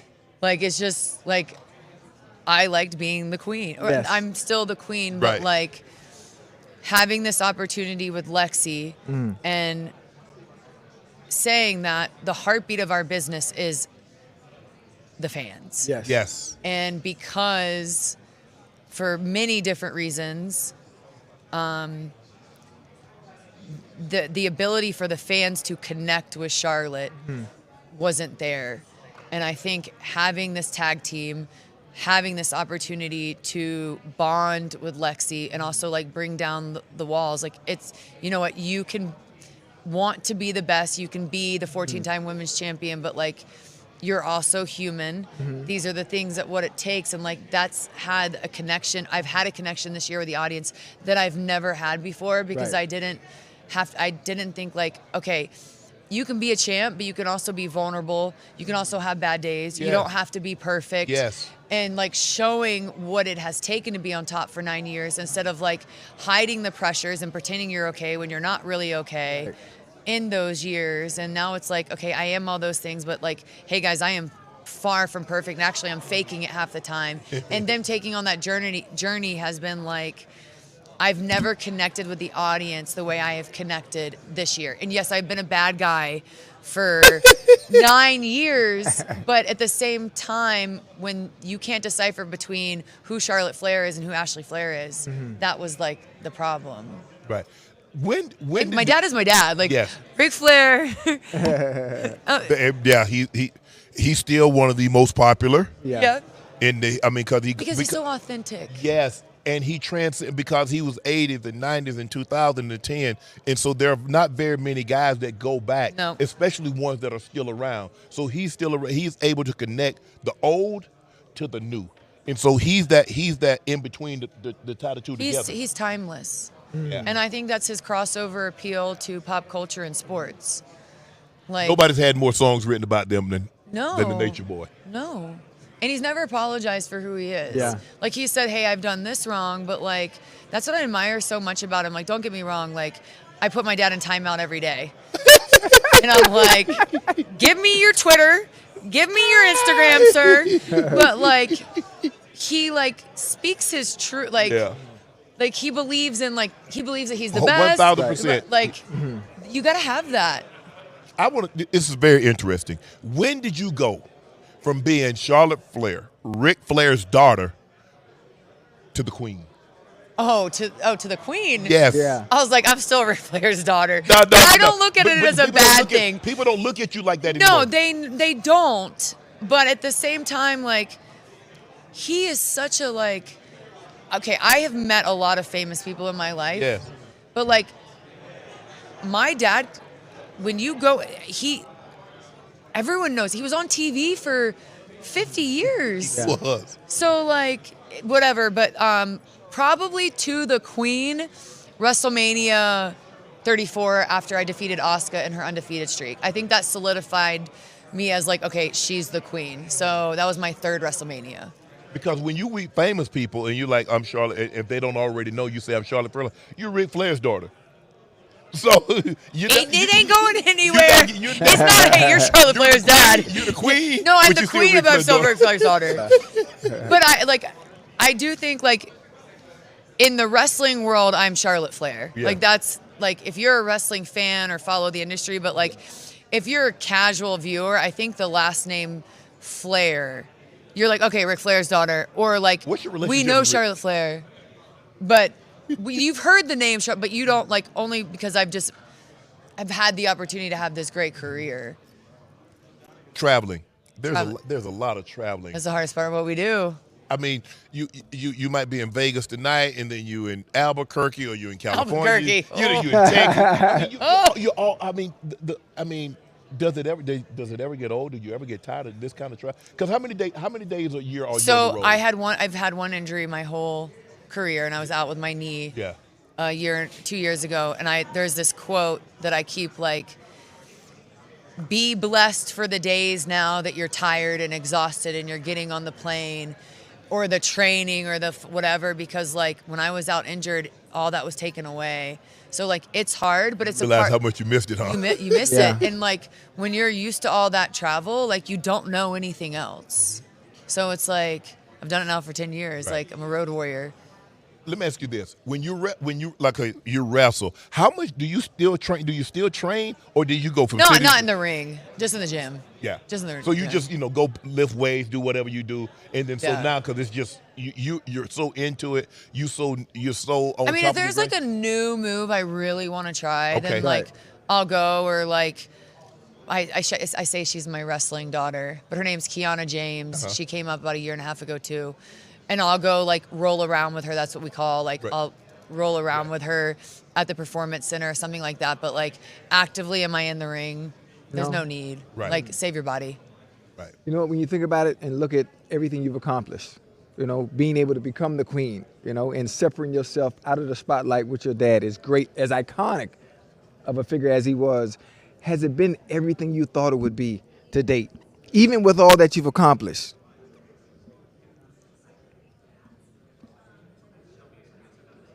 It just went so fast. Cause like now I'm just like, oh, I'm just now getting good.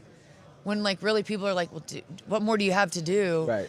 And then it's like you have this career and I've done all that. Cause like I remember sitting and watching my dad 2012 when Shawn Michaels retired him, thinking like, how have I never realized what my dad has meant to this industry? Like there's 70,000 grown men crying and I'm like, how do they do this? And then like you blink and it's like, oh, I've walking into my 9th WrestleMania. Yeah. How is that possible? Yeah. Or that like my brother wanted to be like, I think the hardest thing for me to like emotionally process is like, this is what my brother wanted to be and I became that. Like, how do you like process that? Like, and that's when like women were even not even on WrestleMania. No. Like that was like only 10 years ago. I mean, yes, there were women, but like 4 minutes, one match. Now we're walking in WrestleMania, 2 nights, Yes. Las Vegas, 4 matches, stacked card, big divid. Like it's just how did you go from there to there? It's more like, damn, I did it. Like how'd you do it? Do you know what I mean? Yes. Yeah. Absolutely. Not like, oh, is it everything it cracked out to? If you think about like the '80s, I don't know how much. I'm sure you're a student of the game, but I grew up with Jacqueline and then seeing the fabulous Yeah. Moolah and I saw China. Jacqueline at the PC. Yeah. and you see what it's become. I never would have. And when I started watching wrestling in the mid '70s, and to see your father come and see, like I said, there was only a handful of. I mean, you might get a ladies match on television maybe once every other month. That was it. No. That was it. I mean, you didn't see like what you see, like you guys are in part of SmackDown, you got a part of Royal Rumble, you got a part of Mania. You didn't see that, and now. Yeah. Did you think it would be where it is right now, even when you got into it, and you said you're like 9, 10, a decade in? The only thing I will say is when I started, and the group of girls that I started with, who we call the 4 Horsewomen, we never looked at ourselves or we never went, oh, we can't do that. We go, oh, they can do that, we can do that. Oh, they can main event, we can main event. Oh, they can have the match, guess what? We're gonna have a better match, or we're gonna say, hey, follow that. So we never like labeled gender. We just knew we were that good. Right. So when it was time for us to debut with the Women's Revolution, we just knew like, we are going to main event WrestleMania. We are going to main event Raw. We are going to main event SmackDown. We are going to be the top superstars, and it's not going to matter gender. So we Right. just didn't, like, I didn't grow up. My dad never raised me to think I couldn't do something a man couldn't do. Right. So there wasn't like, I never thought that we couldn't get there. It was just a matter of believing that we could get there. Just a matter of time. Just a matter of time, whether it was going to be in our time or not. But had they invested in the women that you mentioned, they would have done the same thing. Yeah. It's just if you don't invest in the women, they can't produce. You have to Right. invest. Right. Because I think the thing is that like, can women really do this? And women can do a lot of things. You just give them opportunity. A lot of people can do a lot of things. A lot of times, the only thing that was missing was opportunity. Opportunity. Opportunity. Yeah. Opportunity time. Yeah. And the platform. That too. When you talk about opportunity and having that platform, what do you think about the state of women's wrestling right now, where it is?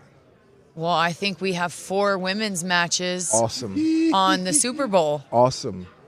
So, Do you? I mean, because we had Nia and Lash on earlier, and I'm like, damn, it's gonna be like 4 women in the ring at one time. It's 8 women total. I was like, well, damn, I thought it was gonna be like, I grew up, hey, Squad A versus Squad B. well, it's kind of like Squad ABC. Yeah, exactly. There you go. Exactly. They've called themselves the Irresistible Forces. Yep. You faced them. Have you faced them? You faced them before. Yeah. That's gonna be a great matchup. It's gonna be good. It's gonna be good. Lash was my future pick 2 years ago when I saw her in NXT. I was like, oh, she's gonna be a stud. She's good. She's so. I mean, you know what? I think the thing is that the training center that you guys, I think it's still down in Orlando. It is. And you guys now, women basketball players will come in and they train. Gymnasts come in and train. I've seen that you guys are signed a couple of track and field athletes to come in and train. So it's such a difference now. But hold on, because my love for my athletes, because I was an athlete. Yes. I love them. But I will say this. Just because you are a great athlete doesn't mean you're going to make it to the dance. Right. You might make it to the dance once, but then if you don't figure it out, Right. like you really have to have, like, I mean, my dad was a good athlete, but like, are we talking about my dad's wrestling moves here? No. Hogan's? Stone Cold's? Macho Man's? It's so much more. Cody's? You need. No. Roman's? So much more. CM Punk's? Yeah. Do you get what I'm like? Yes. Yeah. Yes. I mean, Like- you look at it as far as Like Brock Lesnar? Holy cow. Yeah. But Shawn Michaels, the guy that's Kurt flipping- Angle? Yeah. Yeah. Like, if you go back, like, yes, athletes do Bianca Belair, Yes. one of the best athletes I've ever been in the Yes. ring with. Yeah. But she's one in a million. Yeah. You know what I mean? She was Bianca was track and field. Track and field. Yeah. Yeah. Yes. And Lash was a basketball player. Yeah, but then that's out of like, Yeah. Do you think because they're athletes Yes. and this is an athletic sport, do they think that this will be easy? yeah, I thought that. But then I was like, oh my God, I'm scared of my own shadow and I got to cut a promo and I got to have a character. And what do you mean I got to have facials? Yeah. Like I can out-condition or I can outrun you. I can out-condition you. Like, I mean, like I take pride in the fact that like, and the girls know this at WrestleMania, like I don't get tired. Right. But just like, that doesn't mean you're going to be great. Right. Right. Like that's like because what you connect to the character and the emotions, not like, oh, that was a cool move, but what do you remember? You remember that story. Yeah. You remember that facial. You remember how that girl made you feel or that guy made you feel, not Right. the like, Athleticism. not the athlete. Yeah. Like It's there have been incredible athletes, like The Rock. Yeah. And I think the thing is what you guys, the really good ones can do, they can sell it. Your dad could sell it. Your Ricky dad, Steamboat. Yes. Dusty the Dragon- Rhodes. Yes. Dusty, the way he talked, the American Dream, the bionic elbow. Son of a plumber. I can't do the list. I'm not even gonna try. But So bad. But that's what you guys can do. Yeah, you're athletic. Yeah, you can wrestle. Yeah, you have the background. But it's the ability to sell and convince the audience. Yeah. Because that, like you said, I've got to convince 30, 40, 50, 70,000 people. I've got to convince them. That you're the bad guy, or that you're the good guy, or that you're winning. Yeah. So it's cool that we argue. Like, it's great that they want to be a part. Like, but the indie wrestlers too. But also, I think wrestling is this. Okay. Sometimes the athletes, sometimes then you'll find a diamond. In the Yeah. can't just like, hey, she was a really good athlete, so we're gonna find another really good athlete. It doesn't work that that. way. How much time do you spend on your character? Because it's hard for me to believe that what he can say. Everybody still, he's a Rolex wearing, limousine ride, jet flying, son of a gun. He spilled more liquor. He's here probably spilling liquor over it. Wait, I don't know if I'm allowed to say that. Dad, I love you. But I'm saying, I mean, the guys and the Rock and Stone Cold, the way. But you know what I get jealous about? All they have to do is walk out in a little pair of Speedos, and I have to like have these like diamonds and bedazzle in their robes. Right. They have it so easy. Right.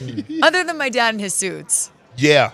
That sometimes I'm like, take that suit off and go home. And then, but he had to roll with the Nature Boy when he came to the ring. He was a master. The hair was. He's still holding on to it.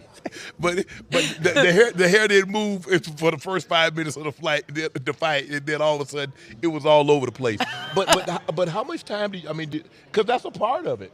We're just talking to Jacob, and I said people just see the destination, but let's see the journey. Mm-hmm. Yeah. There are a lot of things that go into it before you ever step foot in the ring. Mm-hmm. There is. Do people realize that? Do you think people realize that or understand that, or they think you just showed up and you're gonna wrestle and that's I think they think that they. I don't want to. No, like what you invest in your personal brand, your character is your personal brand. Yes. What you invest in that moment is what you're gonna get back. Right. So what I've invested in Charlotte is why she's the 14-time women's champion. Right. I don't take a day off. How Does that make sense? It does make us. It does Like make they sense. don't. Yeah. Like you have to come up with everything. Like how you are. I mean, you don't get to come up with the storyline. I mean, you can give advice, right. but like what you are presenting to the world is that's your vision. Right. Does that make sense? It makes sense. Or yeah, like absolutely. You just don't become great in the ring. Greatness, you look at anybody that's been great, professional athlete or anything, there's a process. But you just can't, I think the ones that really do become the greats is because they never stop the process. No. They're always like hungry for something. You know what? I like that you just said that. When it comes to the creative side, when it comes to the storyline, how much control or input do you have in that? I mean, you have a little bit of input, but Okay. they usually know where they want to go. Right. Right. Yeah. Ocho and I, we do Nightcap and we talk about it. You know, greatness is really boring. It's monotonous. Yes, because it's doing something over and over. And I'm trying to get better, but I'm doing the same thing over and over. Routine is boring, but that's what separates you. People Those don't that can realize do that. it, they don't. They don't. Because people, man, I can't eat the same thing or I can't go to the same place. But greatness is boring because you're training, you're putting in, you're working on that craft to be better. It is so monotonous. You have to fall in love with the process. You do. I'm in you have to love the monotony. Mm-hmm. Yes. Yes. Yeah. But that's the hard part for a lot of people, Unc. I think so. It is. That's the hard I think part. so. Having to do the same thing over and over, it is boring in general. It is. And unless you want to be great and understand the sacrifice that it takes to be great, you have to love doing the same thing over and over and over till you get to a point where you don't make the same mistakes. But not even that. Like for me, I've been in this for I say so long, but it just feels like as a woman, because this is a whole nother topic, but men don't reach their prime till they're 40 in the business, I feel like, where it's a different standard. So I really hope that I feel like I'm forever in my prime. But it's the not relying on what you've done in the business. You have to continue to move forward to stay with because there's the company's ever evolving. Storylines are ever changing. You have to evolve with it. You have to evolve. Okay.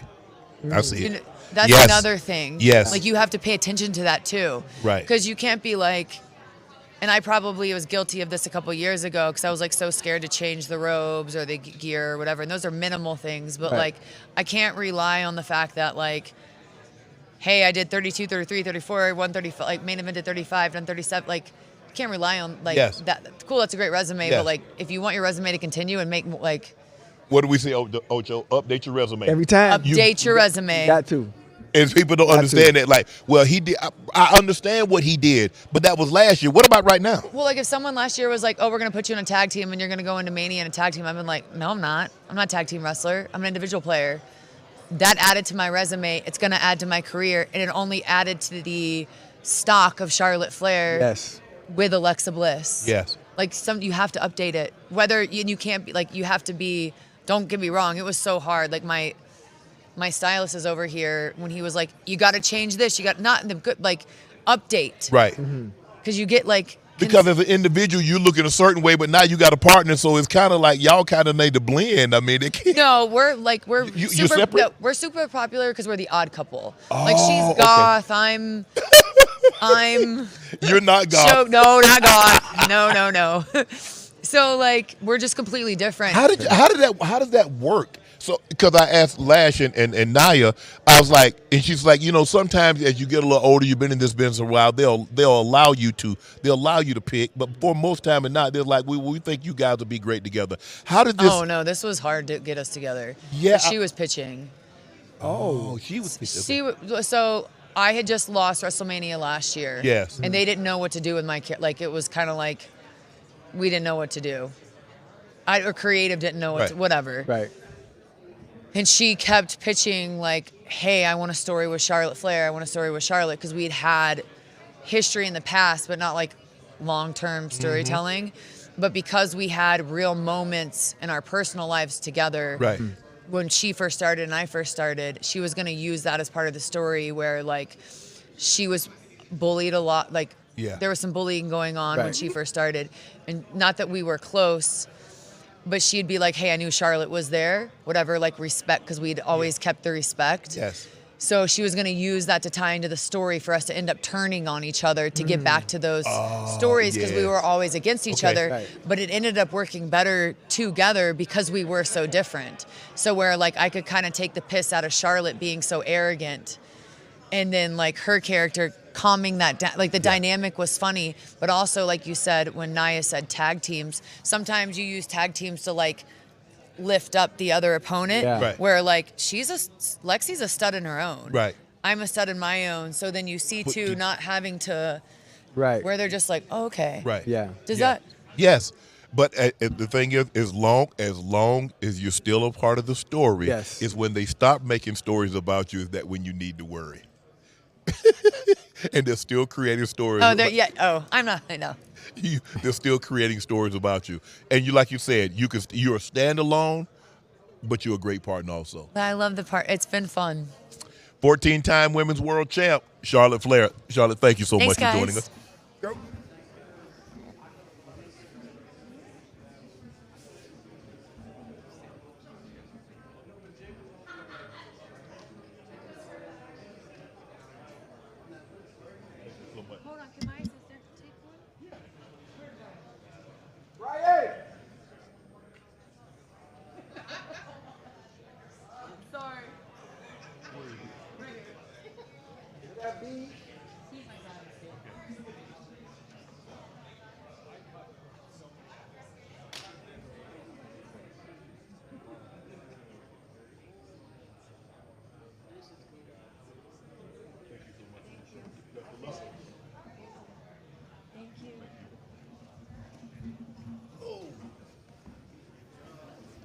Oh yeah.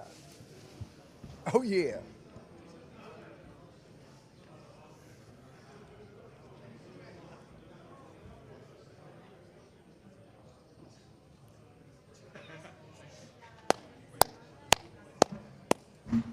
Gentlemen. See ya. What's up, bro? How you doing, bro? Good to see you. Pardon the seat. Good to see you. How are you? Pleasure. Y'all see you, dude? Yes, you right there. He's a 7-time world champion and WWE champion for 434 days from 2011 and 2013. A 2-time Money in the Bank winner, 1-time world champ. Mania appearances. He's 3-4 with 7 appearances. WrestleMania 42 heavyweight title match against the tribal Roman Reigns. Yes, sir. Ooh, that's a lot. It's good to see you, gentlemen. How are we doing today? Beautiful. Doing amazing. How are you doing? I've never been better. Never been better? No, never. Wow. I got my belt. My wife's here. Okay. Main event of WrestleMania. Right. I'm some people say blessed. I just say I'm fortunate. I'm overflowing with gratitude. I'm stealing Stoked to be here. Trying to get this microphone to work. You guys can hear me okay? I'm just going to leave it right there. All right, great. 42 against Roman Reigns. Yeah. I mean, bro, you the champ way back when. You a 7-time world champ, WWE champion. What is this opportunity? What does this mean for CM Punk? I mean, I'm the kind of captain of the ship right now. Okay. You know, and anytime you're in there with a star the caliber of Roman Reigns, it's a proving ground. I don't know if he would admit the same, but it's the same thing. This is iron sharpens iron. I'm the current measuring stick. He's been that in the past. So you really kind of can't wait to see who comes out on top and what happens. And I can't wait to see either. You know, like I'm looking forward to this. This is going to be fun. Greg, you got one more. Hungry. When I'm looking at you and look, I don't bring up because my other guy say he ain't really fond of you. You know, Seth. He ain't really fond of you, so yeah. We're not gonna bring up that. I mean what if they'd put you two guys in a WrestleMania 42 against each other? I mean, kind of the same thing. I don't think Roman likes me either. You know, like, but this ain't. Okay. Well, so who likes you? This ain't the friend business. This is the wrestling business. Okay. I don't. Pardon my language. I don't give a shit who likes me. You know what I mean? I go in there to do my job. This is what it is. When you lined up. Mm-hmm. Do you care who was friends with you on the hell opposite nah. side? Absolutely. Hell not. no. Yeah. Hell, You might have had friends on another team, yeah. but hey, Well, no, we you didn't weren't. particularly care about friends on your own team, let alone somebody other damn team. We didn't win games. When that whistle blows, Yeah. and you in between those lines, friend or not, family or not, Yeah. I don't like you. you either apologize before or after. Right. One or the Sometimes other. both. Yeah. Does this feel like validation or unfinished business? To me, just getting here is validation. Right. You know, it's playing in the Super Bowl.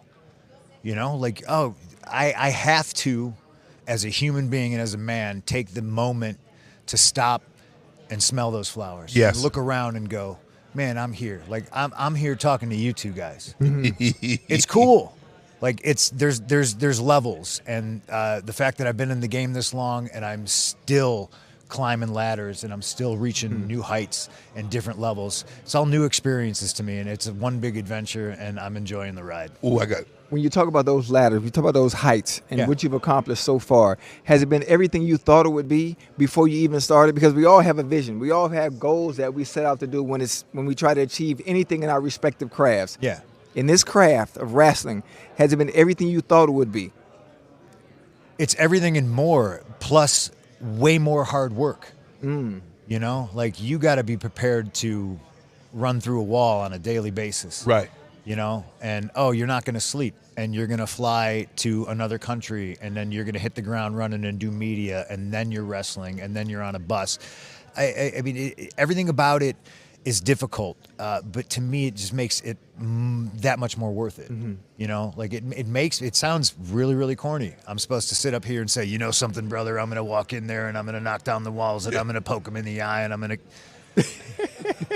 But this all just makes. I mean, so look at this right here. Yes. WWE 2K26. I'm on the cover of the video game for the second time. Right. I am so fortunate to be afforded these what amount to once in a lifetime opportunities. Yes. Right. And I've got to do them numerous times. Right. It's like I'm living more than one life. I just overflowing with the gratitude. Like, guy across the ring from me hates me. He wants to talk trash about me.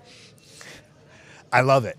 I'm in the pocket. Right. Like, you cannot rattle me. This is all fun for me. Like, even getting punched in the face, even getting powerbombed through a table, waking up the next morning and not rebounding like I did when I was 26 years old. I love it. I'm like, this is exactly where I need to be, on top. What keeps you motivated? After everything you just named, after reading your accolades and your resume, to date, being on the cover Yeah. 2 times. Yeah. What still gets you up and keeps you motivated to keep going? I think it's I'm partially crazy. Like, I'll always say there's talent here, but this is far less about the talent. Yes. It's about the obsession. I've been obsessed with this since I was a little kid, and that has carried me through. And now I find myself in a position where probably more than half the men and women on the crew on a daily basis say, hey, we grew up watching you. And to me, as corny as it sounds maybe, I feel like I have a responsibility to kind of not tell them what to do, but to show them.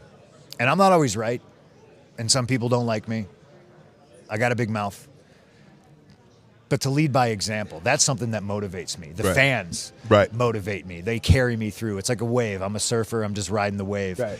Like there's so many things that still motivate me. The fact that I'm 47, I want to get up. I've never been 47 in X amount of days. I want to be the best 47 in X amount of days I can be. When I turn 48, like who's done it at this level at 48? Okay, well that's the bar I set. I need to get there. Yeah. I've had a lot of wrestlers, and I've talked to a lot of wrestlers, and they always said it was the one my grandfather or my uncle took me to a match, and I said, that's what I want to do. Yeah. When did that light go on? When did that switch flip for you? Do you say, you know what? That's what I want to do. You know, I think I watched wrestling on accident probably for the first time, and it was because it was on network television. I think I was trying to sneak, staying up late, and the only thing on TV Saturday night was Saturday Night Live. Right. And then one day it wasn't on. What the hell is this? And I'm watching Saturday night's main event, you know? And I think just watching how big that was and the spectacle of it all, and really it's the first time I ever saw anything like that, and it really just kind of captivated me. And then I turned it on the next week, and it wasn't on. And I was like, what? Well, how do I get more of that? Where do I find that? And I had to kind of search it out. Pre-internet, pre-Google, you know, it was a different world back then. Yeah. You know, I attribute it to a lot like how I discovered punk rock. I heard the Ramones or the Clash for the first time, and I was just like, man, what is this? This is so great. Right. I need more of this. Right. And then you get into it and you read the lyrics and you read the liner notes and you see they thank this band, and then you go out to a record store and like that's all gone now. So I discovered it on accident, and man, look at me now. Rank these in the list that you hate most to least. You got the Packers, the Cardinals, the Red Wings, Seth Rollins, Roman Reigns. This is hard. I feel like most of my life I have known about the existence of the Packers and the Red Wings and the Cardinals.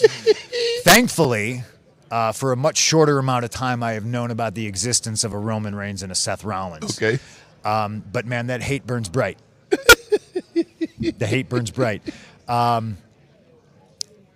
gotta say, Red Wings #1 with a bullet. Okay. Ooh. Because I'm not putting Roman or Seth at #1 on anything.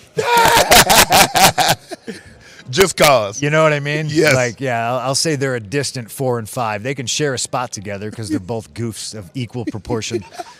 Cardinals #2, Packers #3. Okay. Yeah. How did you? Did Vince or did they give you that name because you said you had a love of punk rock, you like the Ramones, and so I understand CM Punk. So how did you come up with the name CM Punk? So when I went and got trained, like I was wrestling in the backyard. I was 15 years old. I was CM Punk. Okay. That's always been your. Yes, because Punk was my nickname. Okay. You know what I mean? Like I was a little punk kid. Okay. You know, the older parents. Yeah. You little punk. You know. Yeah. And instead, like to me, I was like, how is that insulting? Like I wore that like a badge. Right. I was proud of that. Okay. But when it came time to quote unquote go pro, Right. I find a training school. I get brought in the right way, broken in. And I'm trying to come up with a cool code name. You know what I mean? And my trainers looked at me and they're like, what are you doing? You're Punk. Just be Punk. Right. And I was like, oh, okay. I thought maybe I had to kind of leave that behind. Right. And then when I signed with WWE, I thought for sure that's it. They're gonna change it. Yeah, because we do that sometimes. We change people's names, and I thought I was going to be an astronaut or you know what I'm saying? Like I don't know what they were going to do with me, and somehow I made it to television as CM Punk. Yeah. I'm just fortunate that way, I suppose. As we get older, remember in our 20s, even in our early 30s, we're able to do something, whatever it may be, and do it back to back, and get up. The body recovers right away. Yeah. As we get older, in our 40s, the body doesn't respond the way it used to. Has retirement ever crossed your mind at any point? Or is that obsession for what you do in that craft still there where retirement is not even a thought at this point? I can't say that it hasn't crossed my mind. Right. Because, I've had fans say, hey, why don't we need you to dye your beard. Well, why? This is me. And I think I look good. Right. Like this is it. Like, how long I have existed. You know how old I am. Yeah. I don't want to look like a guy trying to look younger. I don't want to have the shoe polish in my beard like Seth or Roman. The face and the hair to look like a guy that's 47 This is years it. old, not a 27-year-old or 35-year-old. Because what a shame would it be if I was 47 years old and then I wasn't covered in scars. That is not a life lived. Yeah. Right. This is it right here. You know, maybe this is because of stress. Maybe this is just something happens when you get 47. I don't know. It's crossed my mind, the retirement thing, but, you know, hey, knock on wood, I feel like I'm operating at a very high level still. Wow. I'm still telling the same stories. People still invested. People are going to be going crazy Sunday night. Yep. I'm in the main event. I got to be doing something right. Yes, sir. Why stop now? I also know it could end like that. Yes. So I'm not enjoying trying it while it lasts. not trying to plan anything. I just watched my friends AJ Styles and John Cena retire. Yeah. You know, so yeah, it looms. It's Yes. on my mind, but not anytime soon. I like it. Roman Reigns has made it clear he doesn't respect your past or your comeback. Yeah. Damn. I can say, okay, you did leave for a little while, you come back. But damn, he don't respect the past or the comeback. He don't respect nothing. I don't know what to tell you. Like, I get it. Like, I'd probably hate me too. You know what I mean? Like, He's upset that you after being away, you come back and you got the title. Yeah. You got the belt. yeah. Like, nah, hell no. Not supposed to happen. Right. Yeah. Well, I mean, he's got his opportunity take to it. snatch it. Yeah. That's what it's about. It's just two guys who don't like each other. Going to get to punching each other in the face. I like it. So when you were away from the WWE for those 2.5 years, what did you do? Oh, I did a whole bunch of stuff. Did some movies. I wrote comic books. Fought in the UFC. I got married. Focused on my marriage, my relationship, You and my focused wife. on you. I did. Yeah, I did. I did whatever I wanted. It was great. I ate whatever I wanted. Right. You know. Is this life hard on a relationship because you travel so much? Bro, you're on the road 250 days a year. I got married in 2014 after I left. Okay. You know. Yeah. That was by design, I'm assuming. And it wasn't like whether I stayed or I went, I was getting married. Okay. But I did always think this life is remarkably hard, especially for people who were married or had kids. I did the bulk of my career just single, not a care in the world, no responsibility to anybody else but the wrestlers on the crew, and I devoted my life to it. Again, it goes back to that obsession. Yeah. Like, I didn't have to split time or split focus, and the fruits of my labor were the success I got from that focus. But yeah, I left at the right time. I got married at the right time. Now my wife's back, and we get to enjoy working together, and it's really been amazing. Do you notice a difference between when you were first here in the retirement and post-retirement? Do you notice anything different? Oh, I mean, the entire system's completely different. But I also feel I'm so different. I've grown up in a lot of ways. A lot of things that I would hold on to, you know, like if you're angry about something that happened in the past, or you hold a grudge, you know, you're holding on to this hot coal, and after a while, 7 years, you realize, like, what? I'm only hurting myself. Right. Yeah. You know, it's one of those. One of the greatest quotes I've ever heard is, you know, people don't think about you as much as you think they do. You know. True. So just focus on you. I'm not really worried about other stuff. You know, and just kind of shed some baggage. That helped me be able to come back. Just let stuff go. Right. You know, I had problems with people, and to me, what it amounts to is bad communication on both sides. And then your pride gets in the way. Yeah. You know, and then so to be able to function here in this system now, where we're working a lot less than we used to, which helps, but also just, you know, hey, if I got a problem with you, let's just talk about it. Let's have a conversation. Yeah. You gonna troll? Because that was a nice little troll job you did Which one? with Seth and with Becky. Oh, for what? What do you mean? What did I do? What did I do? Everything. Okay. My man. Congratulations, My man. Hey, appreciate everything you've been able to do. Thank you. Congratulations on the belt. I appreciate you. Definitely gonna watch this match on Sunday. Good. I'm going to beat that ass. have fun doing it and look good doing it. All right, thank you, man. I'm getting old.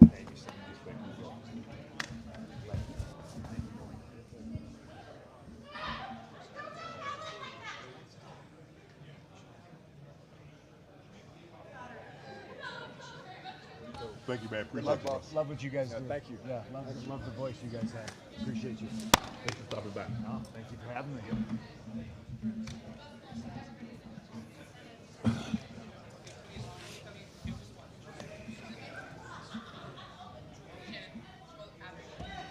Yeah.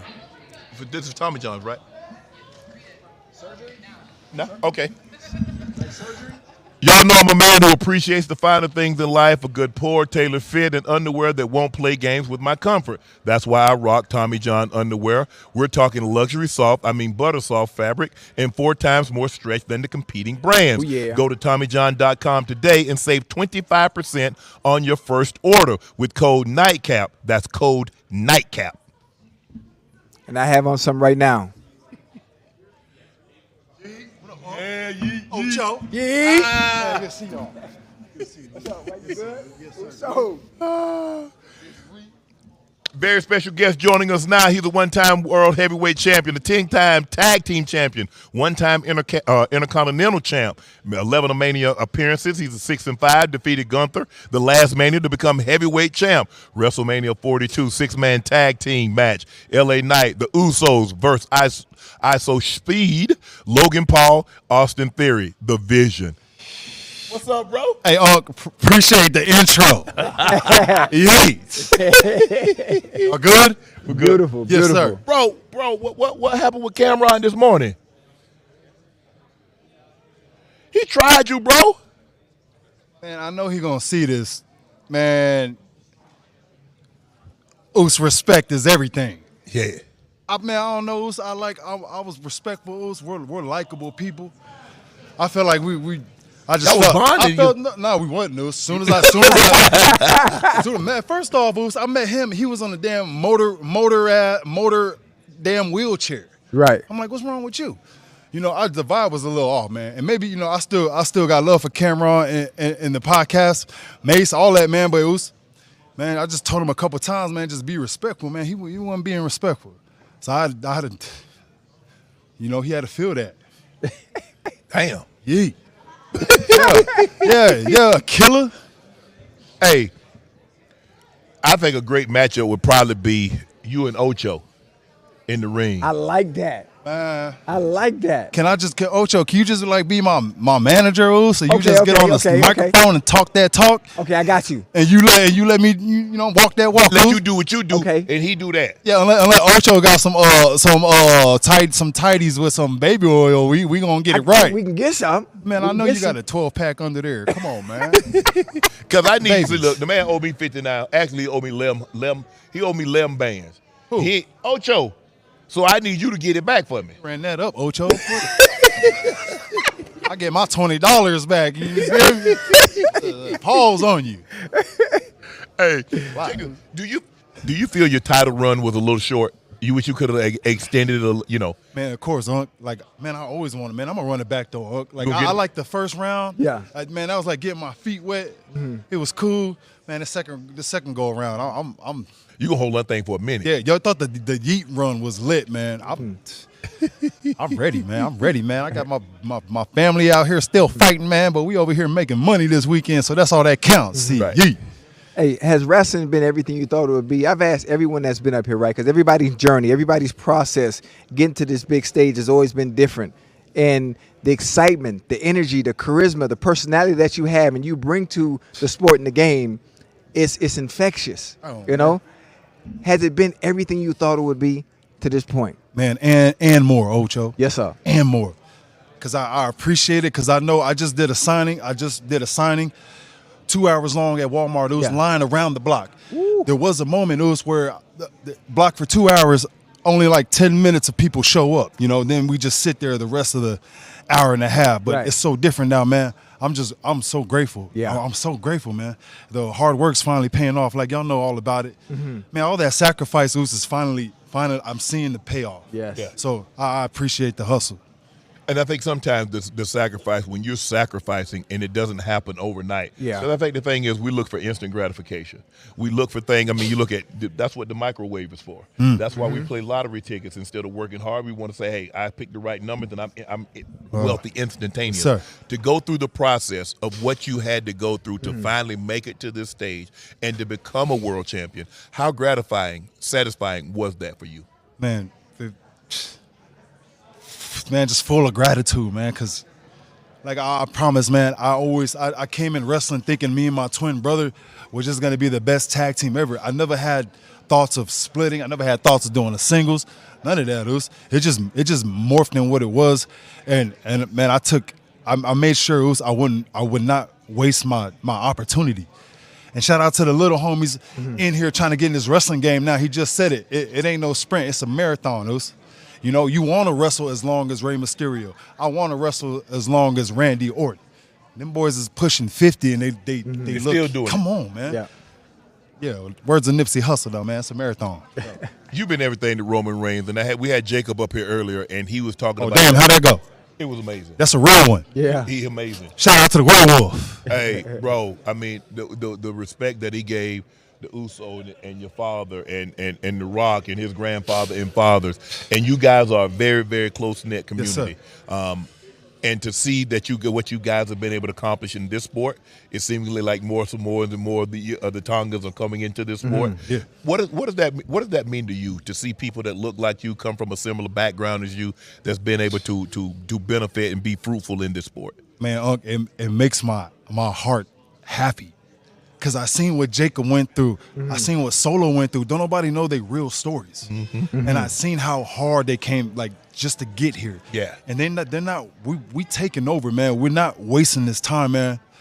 It's different, man. We're trying to set an example. And this too, the bloodline is deep, man. I got cousins ready. Yeah. I'm talking about 15 years old, who's 6'5", 300 pounds. 6'5"? 6'5", Ocho. We, hey, 15? hand in the dirt. You said 15? Yes, sir. Like 12, 15 of them ready to go. Girls and guys. The girls in our family about as big as the guys, man. But I'm really excited to see how it go. But I'm joyful, man, because I do get to work with my family, and it don't feel like a job because we're around each other like all the time, man. So I'm blessed to have that with me. Yeah, that's dope. The next question is brought to you by Tommy John. Comfort is the new power. What's the most powerful person you've been in the ring with? Mark Henry. he might be I'm 2010. Come on, I'm OG. Yeah, man. Mark Henry. Hey, no, I love. Shout out to Mark. Hey, no lie, he taught me how to switch it. Right. I saw him sit there, just like he looked like he about to go to sleep. His music hit. No lie, his music hit. He poured water on his head, shook that shit off, stood up, and switched it. I was like, I saw it. Also, when I was across the ring from him, Moose, that's how I felt, because I felt it was real from him. And I was like, no, like that's the first time, Moose, I kind of like, Mark is me. Moose, cool? Yeah. But yeah, just learning from the GOAT, man. Yeah, Mark Henry's it. I guess he a DJ now. Yeah. Is he? Yeah, world's strongest DJ, something. Yeah, he can move some weight now. But for someone, I mean, you talking about he was weighed over 400 pounds that could dunk a basketball. He was athletic out of the yin yang. Yeah. I mean, he was a world champion power lifter. Then he transitioned to weightlifting. Had the American, I don't know if he still has it, but the super heavyweight, the power, the snatch, grip. Do you remember? I don't know if you saw it when they locked the cage and they forgot to cut it so he can just snatch it like one time, and it took him like 7-8 minutes. But he a chain that was locked. He snatched it. He kept snatching it, and he snatched it off. That's real. Yeah, it was real. Yeah, that is real. Because they were supposed to cut the lock. Yeah, but they forgot to. But he couldn't. He had to snatch it off or it wouldn't. There's like, well, yeah, there's footage. It's on TV. It was on that TV. joker just and he snatched it off. You had that, Mark. So what's next? So what are you hoping for? What can we face from Jey? Man, I'm gonna just keep killing it, Unc. I'm I'm gonna just stay present a lot, man. That's what I've been focusing on. Right. Like, man, because all of us are always on the next thing. What's next? What's next? What's next? Yeah.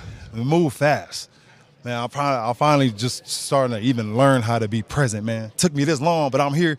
And just be grateful, man, with the family, man. We got everybody flying into Vegas this weekend. It was just crazy. It's about to be lit. Hold on. You posted something. Yeah, she's mine. Who yours? Man, y'all know. No comment. Nah. Do I gotta say it though? I mean, y'all see it? I mean, she the baddest one down there. Man, Where was you at? Where? Which way? Up. Fell from heaven. Come on now, give me that now. You played linebacker at the University of West Alabama. Yes, sir. So, who would you compare your game to? NFL player. Who you compare your game to? Man, to be honest, me and my brother did get down in some football. Like, come on, 52, Ray Lewis. Right? You Ray? Come on, man. That's Come on. Hey, that's my I seen it. Well, me and Ray. I seen it. Hey, I got him. Was that real? I got Ocho, that was real. You really absolutely. Hey, once you mic'd up and you know that whistle blow, it's real. But it's the thing. He didn't make the play. I lost, but he didn't make the tackle. That's all that did matters. your job, Oos. You did your assignment. That's it. That's all I could do. Yeah, Oos, Troy Polamalu's my favorite. Yeah. Sean Taylor, my favorite. R.I.P. Ed Reed. You know, I drop back to safety sometimes, but yeah, man, Florida boys though. Did you have dream aspirations of playing NFL football? Yes, sir. Man, yes. That was the first, of course. That was your first love. Yeah. Man, I missed it. Like, I missed it though. But man, like wrestling's like the closest I can do next to a grown man job. Yeah. Right. It's the same feels. So same energy. It was to walk out there, because you're walking out into an arena, you play football, you're in front of 50, somewhere between 50, 70, 80,000. You walk out there into these arenas, you got 20, 30, 40, 50,000 fans yelling, screaming your name. You get that same adrenaline rush. You get queasy, your stomach get the queasy, the goosebumps, the hair stand up on the back of your neck. You make that walk, you walking out of the tunnel just like you running. You feeling it too? Yeah. Ocho used to have that drip too, bro. I used to see you out there. Oh yeah. Yeah. I like it though, man. Now I'm excited, Unc. Damn. He ain't even talking to y'all there, man. Like, man, they told me I was coming back, but I was excited. Man, we're excited. We're excited to have you because, look, what you've been able to accomplish in such a short amount of time. Yeah, we joking like, okay, you had a short reign, but your time is going to circle back. It's coming back. And when it does come back, just be ready. Just be ready for that moment. Yes, sir. Don't take anything for granted. Yes, sir. You realize how long it took you to get here, but you also realize how fleeting it could be. Come on. I do. And I think that's the thing that people, you enjoy the process, you understand, because a lot of times when people just watch you on television or they come, all they see is the destination. A lot of times people don't see the journey. That's the thing that you got to enjoy, is the journey to get to the destination. And, sometimes you take a detour. Sometimes you have a flat. Sometimes you have to have somebody tow your car in because, things happen. But you just got to stay focused. You got to stay on so you know what? Hey, I'm delayed temporarily. I'm just delayed. I'm not deterred. I appreciate that, Unc. I really appreciate that, man. Words from my OG, man. Like hearing it from you and my dad, it hits different. Yeah. Need the OGs around me though. Appreciate it. Definitely. Appreciate you, bro. Thank you very much. Yeah, man. Love you. Thank you. I'll get right to it, too. For sure. Yeah, for sure.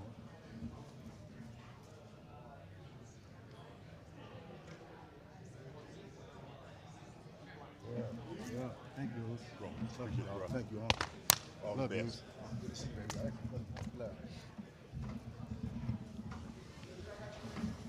Man, this thing been. Hey. Oh yeah. I think. Hey, you know what I think? What you thinking? I think I should wrestle. I think you could do it. Not just one. I can make it happen. Just one. You think so? Yeah. How we gonna do it though? Now, how we gonna do it, and who am I wrestle? Who you can wrestle? Yeah. We'll make it work. I think. Like so I said, too. I can be Bobby the Brain Heenan. I can be I can be Paul Heyman. Yeah. I can be Virgil. You remember Virgil used to be the guy with Ted DiBiase. Yeah.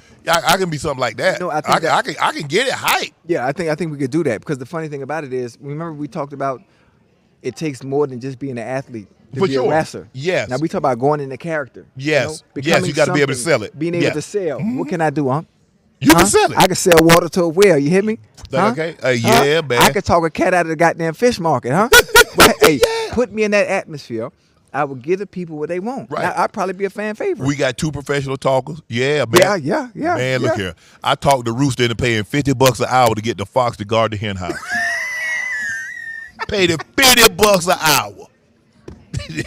I ain't never heard that one. I like So that. we definitely can make something happen. Like that. I like that. Hey, when we get I don't know if we gonna get Triple H this time around, but we definitely when we get Taker, get Taker tomorrow. We definitely go. Hey, Take, let's make this happen, that was man. a good one. But this. Hey, hold on, me and Undertaker? No. Taker, he helps, train Right. people and stuff But like that. I'm just saying, but he I'm be saying, my but trainer. he Okay. definitely could train you. Okay. But we got the pipeline. Yeah. That can talk to Triple H and to make this thing happen. I like it. So, yeah. But this has been unbelievable. I mean, we've been nonstop.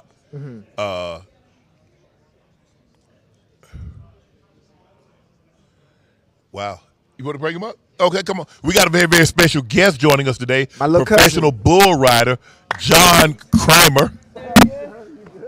How's everything? I'm beautiful, baby. How you doing, man? Nice to meet you guys. Nice to meet you also. Thanks for having me. I don't know if you guys know this, but he's a 2-time reigning PBR Teams MVP, currently ranked #1 in the world standings, and he looked like he's about 16, but he happens to be 20 years of age.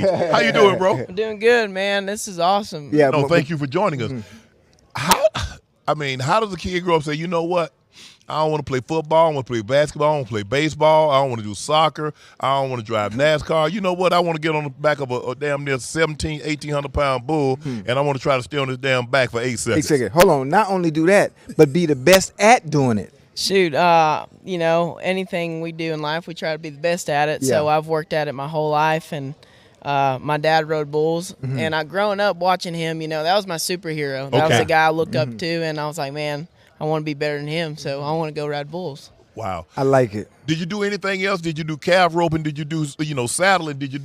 No, sir, just strictly bull riding, and I played a little bit of football growing up in high school, and Right. I think that kind of helped my mentality in a way too. Right. So I want to ride bulls still.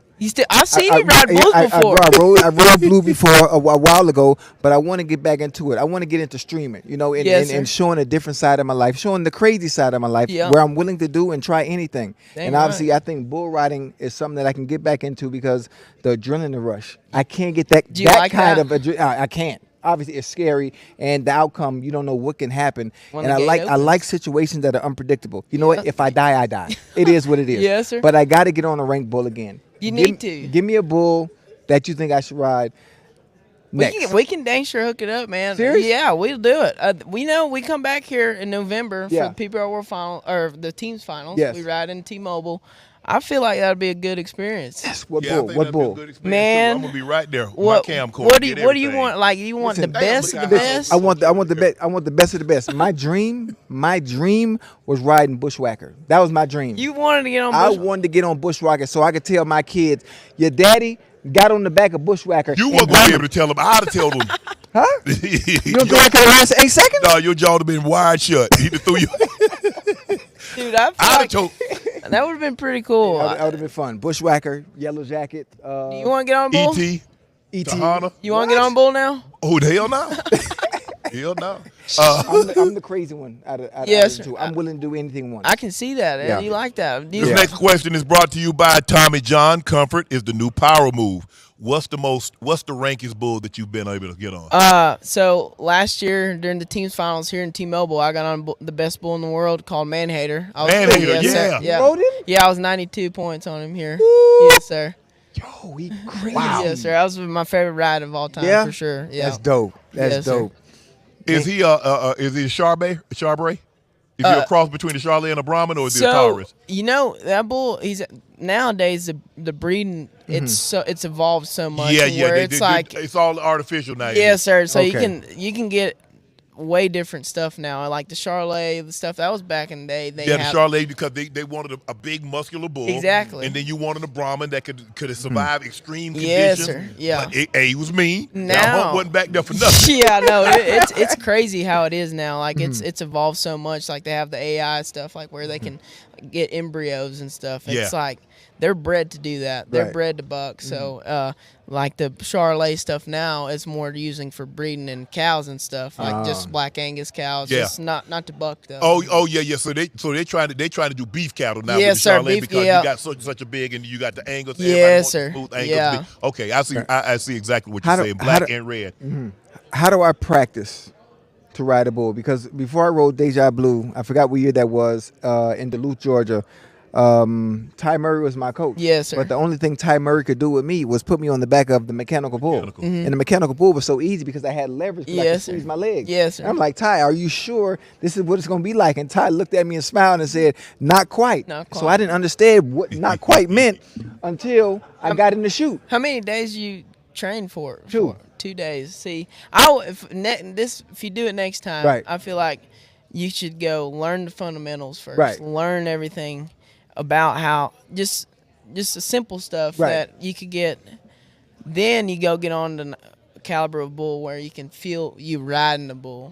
You feel it. You feel the 8 seconds. Then you keep going and evolving. That's how I feel like a lot of people nowadays, they'll just go and want to hop at the top. on. Right. I wouldn't recommend that. I'd just go learn the fundamentals, learn it from the right guy, then get on the right caliber of bull. Once you dominate that one, go to the next one. Dominate that one, go to the next one. See, I like that, but I don't know if we're gonna have the time. Shoot, we don't need to have time. We got you. Okay, I got you. Yes, let's sir. go. Yeah. Hey, Chad, I'm gonna be a professional bull rider. Give me some time. When you get on one of those bulls, what is it like to feel that power? Because you're on his back, and he knows something is back there that shouldn't be on his damn back. Yeah. And he's in that chute, and he's huffing and puffing like, bro, one of us got to go, and it ain't gonna be me. Shoot, I mean, the feeling, it's an unexplainable feeling to me. It's like I feel 10 foot tall and bulletproof when I'm hopping off of one. You know that I know. Gosh dang, that's the real deal right there. Yeah. You know, like Man-Hater, I rode him, and the whole time before I was just, it's like you're nervous, but it's just is moments we dream of. That's what I dreamed of ever since I was a little kid, of being in those bright lights and riding that type of caliber of bull.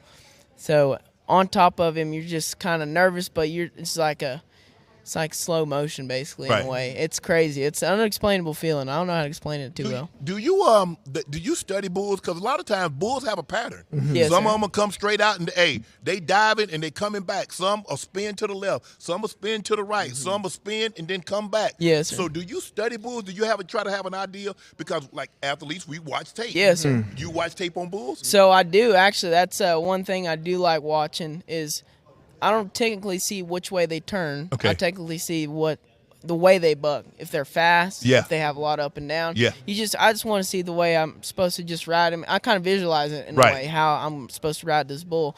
A lot of bulls, or a lot of guys, will try to study bulls in a way of the direction. Yes. I wouldn't recommend that just because bull's an animal. You don't know what he's unpredictable. Yeah. Yes, He's exactly. like, you know what? I don't want to go right. I'm going left today. Exactly. I've had that happen a lot of times where a bull was 100% of the times goes left. I get on him, goes right. Yeah. You And never now I'm know. screwed. Yeah. Because I've got my weight shifted Yes, sir. one way, or I'm positioned. Exactly. And think I can do this, and now all of a sudden, I know you know the bull bodacious. Yes, sir. And I got videotapes and DVDs of Bodacious, and he was a very unique bull. So I've seen bulls since do it, but he was really the first bull to do what we call a dive bomb. So he would dive straight down, and the moment he feels your momentum shift, he would throw his head back. Yes, sir. And so, and Sammy Andrews, who owned Bodacious, he's like, you know what? He gonna kill somebody. He almost killed Tough Hedeman. Yes, sir. He dang sure did. And I remember when he came to Vegas for the World Championship, and they turned him and Tough tipped his hat. He turned him loose. Said, I don't want no more parts. Yeah, I would probably do the same thing on that one. Ooh, that bull. That's what was crazy. We'd never seen a bull really that has a lot of Like his vertical is crazy. I mean, he's off the ground. He's 1,800 pounds, and he's off the ground. Yeah, like you said, he's not a small bull either. And whenever he comes up, like your momentum's already going forward, and then he's coming back up. Yeah. Meets you right there. So you kind of really had it. I don't really know how you're supposed to ride him. Just kind of stay. If you were strong on your core and your back, you'd probably be all right. But and then and I think the thing is, he got to the point like, you know what? I don't want nobody to stay on me, because people did ride him early. Yes, sir, they did. But once he got to the point where he was really known as bodacious, wasn't nobody trying so that's to. why, yeah, they would turn him out a lot, and they don't want to see that from like people don't want to. No, they want to see somebody get on him. Exactly. But the risk, and I think Sammy did the right thing by retiring, because he was literally going to kill someone. Yes. Oh yeah. No, it was dangerous. He got close to it a couple times. He absolutely did. But Ocho talked about he wanted to ride Bushwhacker. They retired. I think Bushwhacker passed. He passed away. He passed away. Yes, sir. He passed away. He lived right there down the road from me, about an hour. Yeah. And I seen Where him. you from? Texas. Texas. Okay. Yes, sir. Yeah. And that bull, like, I don't know why you wanted to get on that bull. Because That's to crazy. Me, you can see the difference, right? When you look at bulls, and all bulls come out that chute. I have yet to see a bull with that kind of athleticism like Bushwhacker. Yes, sir. Yeah. It was unbelievable. It was different. It was unbelievable.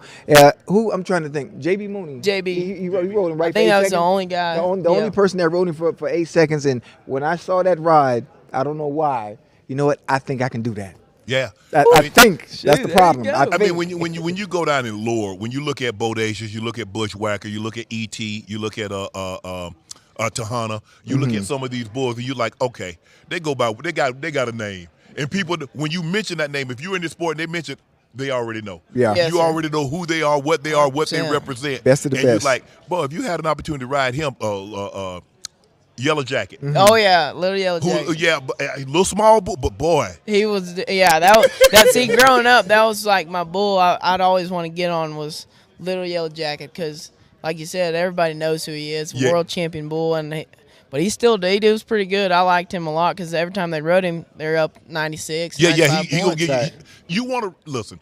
I understand those bulls those are the bulls that's going to give you the opportunity to win the title. 100%. You stay on them for the full seconds because they're mean. They use the term rank. You know that bull is going to he's going to buck, he's going to spin, he's going to twist. And if you can stay on him and match his energy, you getting a great score. Oh, yeah, and that's what, if you want to be the greatest of all time, you want to ride those great bulls. Yeah. And when you do, that's when you're like, oh, yeah, I feel 10 foot you tall. said something very interesting. You said now they can AI and they can get a combination. They want a certain type of bull. They want a bull that's going to buck. Obviously, they don't. I mean, I don't think anything where they're breeding now. I think all the breeding probably done is artificially, whether it's horses, where it's dogs or anything of that nature. Big on that. Because you don't want to run the risk of injuring the animal. Yes. Because a lot of times they'll kick, they'll bite, and you end up ridden. That's the last thing you want. You mess my bull up, or you mess my stud up. We're gonna have some problems. 100%. So they're not taking any chances now. And so who? Maneater, is he the next? Is he the next Bushwhacker? Is he the next Bodacious? He's the next little yellow. So actually, unfortunately, he passed away the other day. Manhater. Did he? Yeah, he was in a competition, and whenever he was bucking, the guy was still on top of him. He ended up breaking his leg. Oh. And they tried it. They took him to the hospital or to the vet or whatever, and unfortunately, you can't. You talking about some 1,800 pounds? You can't. It was a break where you couldn't fix it, but they actually took some semen off of him, and they're wanting to do some AI stuff and trying to get the next man. What if they would have taken that AI and get some Bodacious, get some Bushwhacker, and combine it? See, that's a crazy thing. So you'd think Bushwhacker would produce really good bulls, right? I really haven't seen. Right. No, I've never seen one that's like him. It's funny that you say that, because if you go and study horse racing, the greatest horses don't produce the greatest offspring. Yes, sir. Yeah. You get somebody like AP Indy, you get somebody like Stormcat, that they won, but not to like a Secretariat or Seattle Saloon. Yes, sir. Maybe Fusaisi Pegasus, some of those. But it's AP Indy and Stormcat. If you go back and trace their lineage, those are the ones that really produce the best offspring. You would think, man, Secretariat, oh boy, they about to have a slew. Yeah, nope. Nothing. And they just end up being a breed, something that you could breed to, just because of the paper. But the most, like bulls nowadays, you could probably get one from that doesn't even have no papers, no nothing. Breed him to a cow. End up And being you the got best, something special. best bull in Out the the world. blue, You never yeah. know. Yeah. You never know. Yeah. It's when, crazy. When do you compete next? Next event you're gonna be in? Tomorrow. Here? No, I go to Billings, Montana. Okay. Yes, Okay. sir. Yeah, I ride there tomorrow and Saturday. Yeah. And then we got 2 more events left till the World Finals. I like it. Yes, where sir. the World Finals this year? Fort Worth. Fort Worth, Yes, Texas? sir. I'm How coming. many Come on now, that'd be stops? good. How many stops are on the circuit? So 19. 19. We start in about November, December, then go all the way to May. Wow. Every That's dope. weekend. Right. Yes, sir. That's dope. That's what you've always. That's what. So how old were you when you first got on the back of your first bull? 6 years old. 6. Your dad put you on the back of a bull at 6. See, me and him, when I was talking to him, he's like, "Hey, you ready?" Wait, you didn't start with the little sheep first? You know how they start? I mean, I rode sheep, but I was Right. like about 3, 4 years old Right. on the sheep, and then I won a couple buckles and stuff, and then I was like, I think I want to. Ready? I'm ready. Oh. And then Hey, but you saw what that sheep did. The sheep bucked him off and came back and like. you seen that? Yeah, see, that was crazy. That was funny. I wish I could have gone on some sheep that buck like that. You know, that would be pretty fun back in my day. But Yeah. Because that's the thing. Like when you're young like that, you try to win belt buckles. Yes, sir. 100%. Yeah, that's what I wanted to do, was be a bull rider. And whenever the opportunity came to me getting on the first bull, I didn't stay on him very long, Right. but it was just. But just the mere fact that 6 years ago Oh, you on the man. back of a bull. Yeah, it was just the coolest experience ever. It was awesome. How did your dad convince your mom? Like, you know what, man, I think he's ready, because you know moms are very protective. Oh, yeah, my mom, she gets nervous and stuff, but she trusts my dad because, you know, he He did been it. there, he yeah. did it. So and he knows he's not going to put you in harm's way. exactly, he doesn't want to overdo me. He doesn't want to push me to do something I don't want to do. It was Right. always something I wanted to do. Right. Growing up, my mom knew that I was going to be a bull rider. There was Right. no other way, you know. So she was nervous, but she accepted it. in a good Do way. you have siblings? I have a sister, yes, sir. She's younger than me, but she doesn't rodeo or Okay. anything. Because I saw this one on IG where she was doing the barrels, and she's about 2 or 3 years old, and she shook that hat off, and she let him go. She and let it go. She Yeah. lead him around, and then she lead him around, and she like, let it go. I was like, okay. Yes, or that. Now it's like the timed event stuff, which is barrel racing Yeah. and stuff like that. They have age groups for younger girls, and Right. they love doing that Right. stuff. It's pretty cool. I think, you know, if you have like a daughter that wants to do that Right. for that at young age, it's pretty cool watching that. Like you said, Yeah, 3 years old. I think the barrel and the cutters where the horse is they're trying to go, and the horse is like, they're like, you ain't going there, you ain't going here, you Yeah. ain't going there. I've never been to a PB event. I'm gonna check that out. I mean, when it You comes need to Vegas, Heck yeah, that'd be awesome. Y'all need Yeah. to come out I'm there. coming to World Finals. You need to. I'll be there. Come on the now, one that's that'd in be- Vegas. What is in Vegas? When is it in Vegas next year? No, it's this year in November. It's that November 6th weekend. You're gonna be Yes, here. sir. It's gonna be in T-Mobile. Yeah. Yeah, we be here because I want to. We got to. Maybe get Ocho on the back or something and see. It needs see if to. he I can like stay. it. If he need can to. stay for like 2 seconds. Here, No, you no, come no. World Finals. You see what bull? Because World Finals is gonna be the best of the Oh, yeah, best. yeah, yeah, It's yeah, gonna yeah. be the top bulls. So you go out there and be like, I want that one. Yeah. We're gonna get it lined up. I got it. Yeah, we gonna. That'd be I awesome. got it. Ocho, let's go. We'll buy one. We ought to buy our own bull. Y'all need to. There you go. Invest. Where we gonna keep him at? We'll find some place to keep him. Dude, I know a guy. Yeah. I know a guy in Texas. You know. Okay. Shoot. Let me know. So I have arena Right. at my house, and I actually do. I started messing with the breeding you stuff. started collecting. Okay. And go Yes, sir. produce Yeah, your own? I bought some really good bulls that have, good papers and stuff, and I've been messing with it a little Well, bit. hold to on, see. hold on. Now we talking about buying bulls, right? Now I'm very financially conscious. That's what I'm known for being cheap, Yes, being sir. frugal, Oh.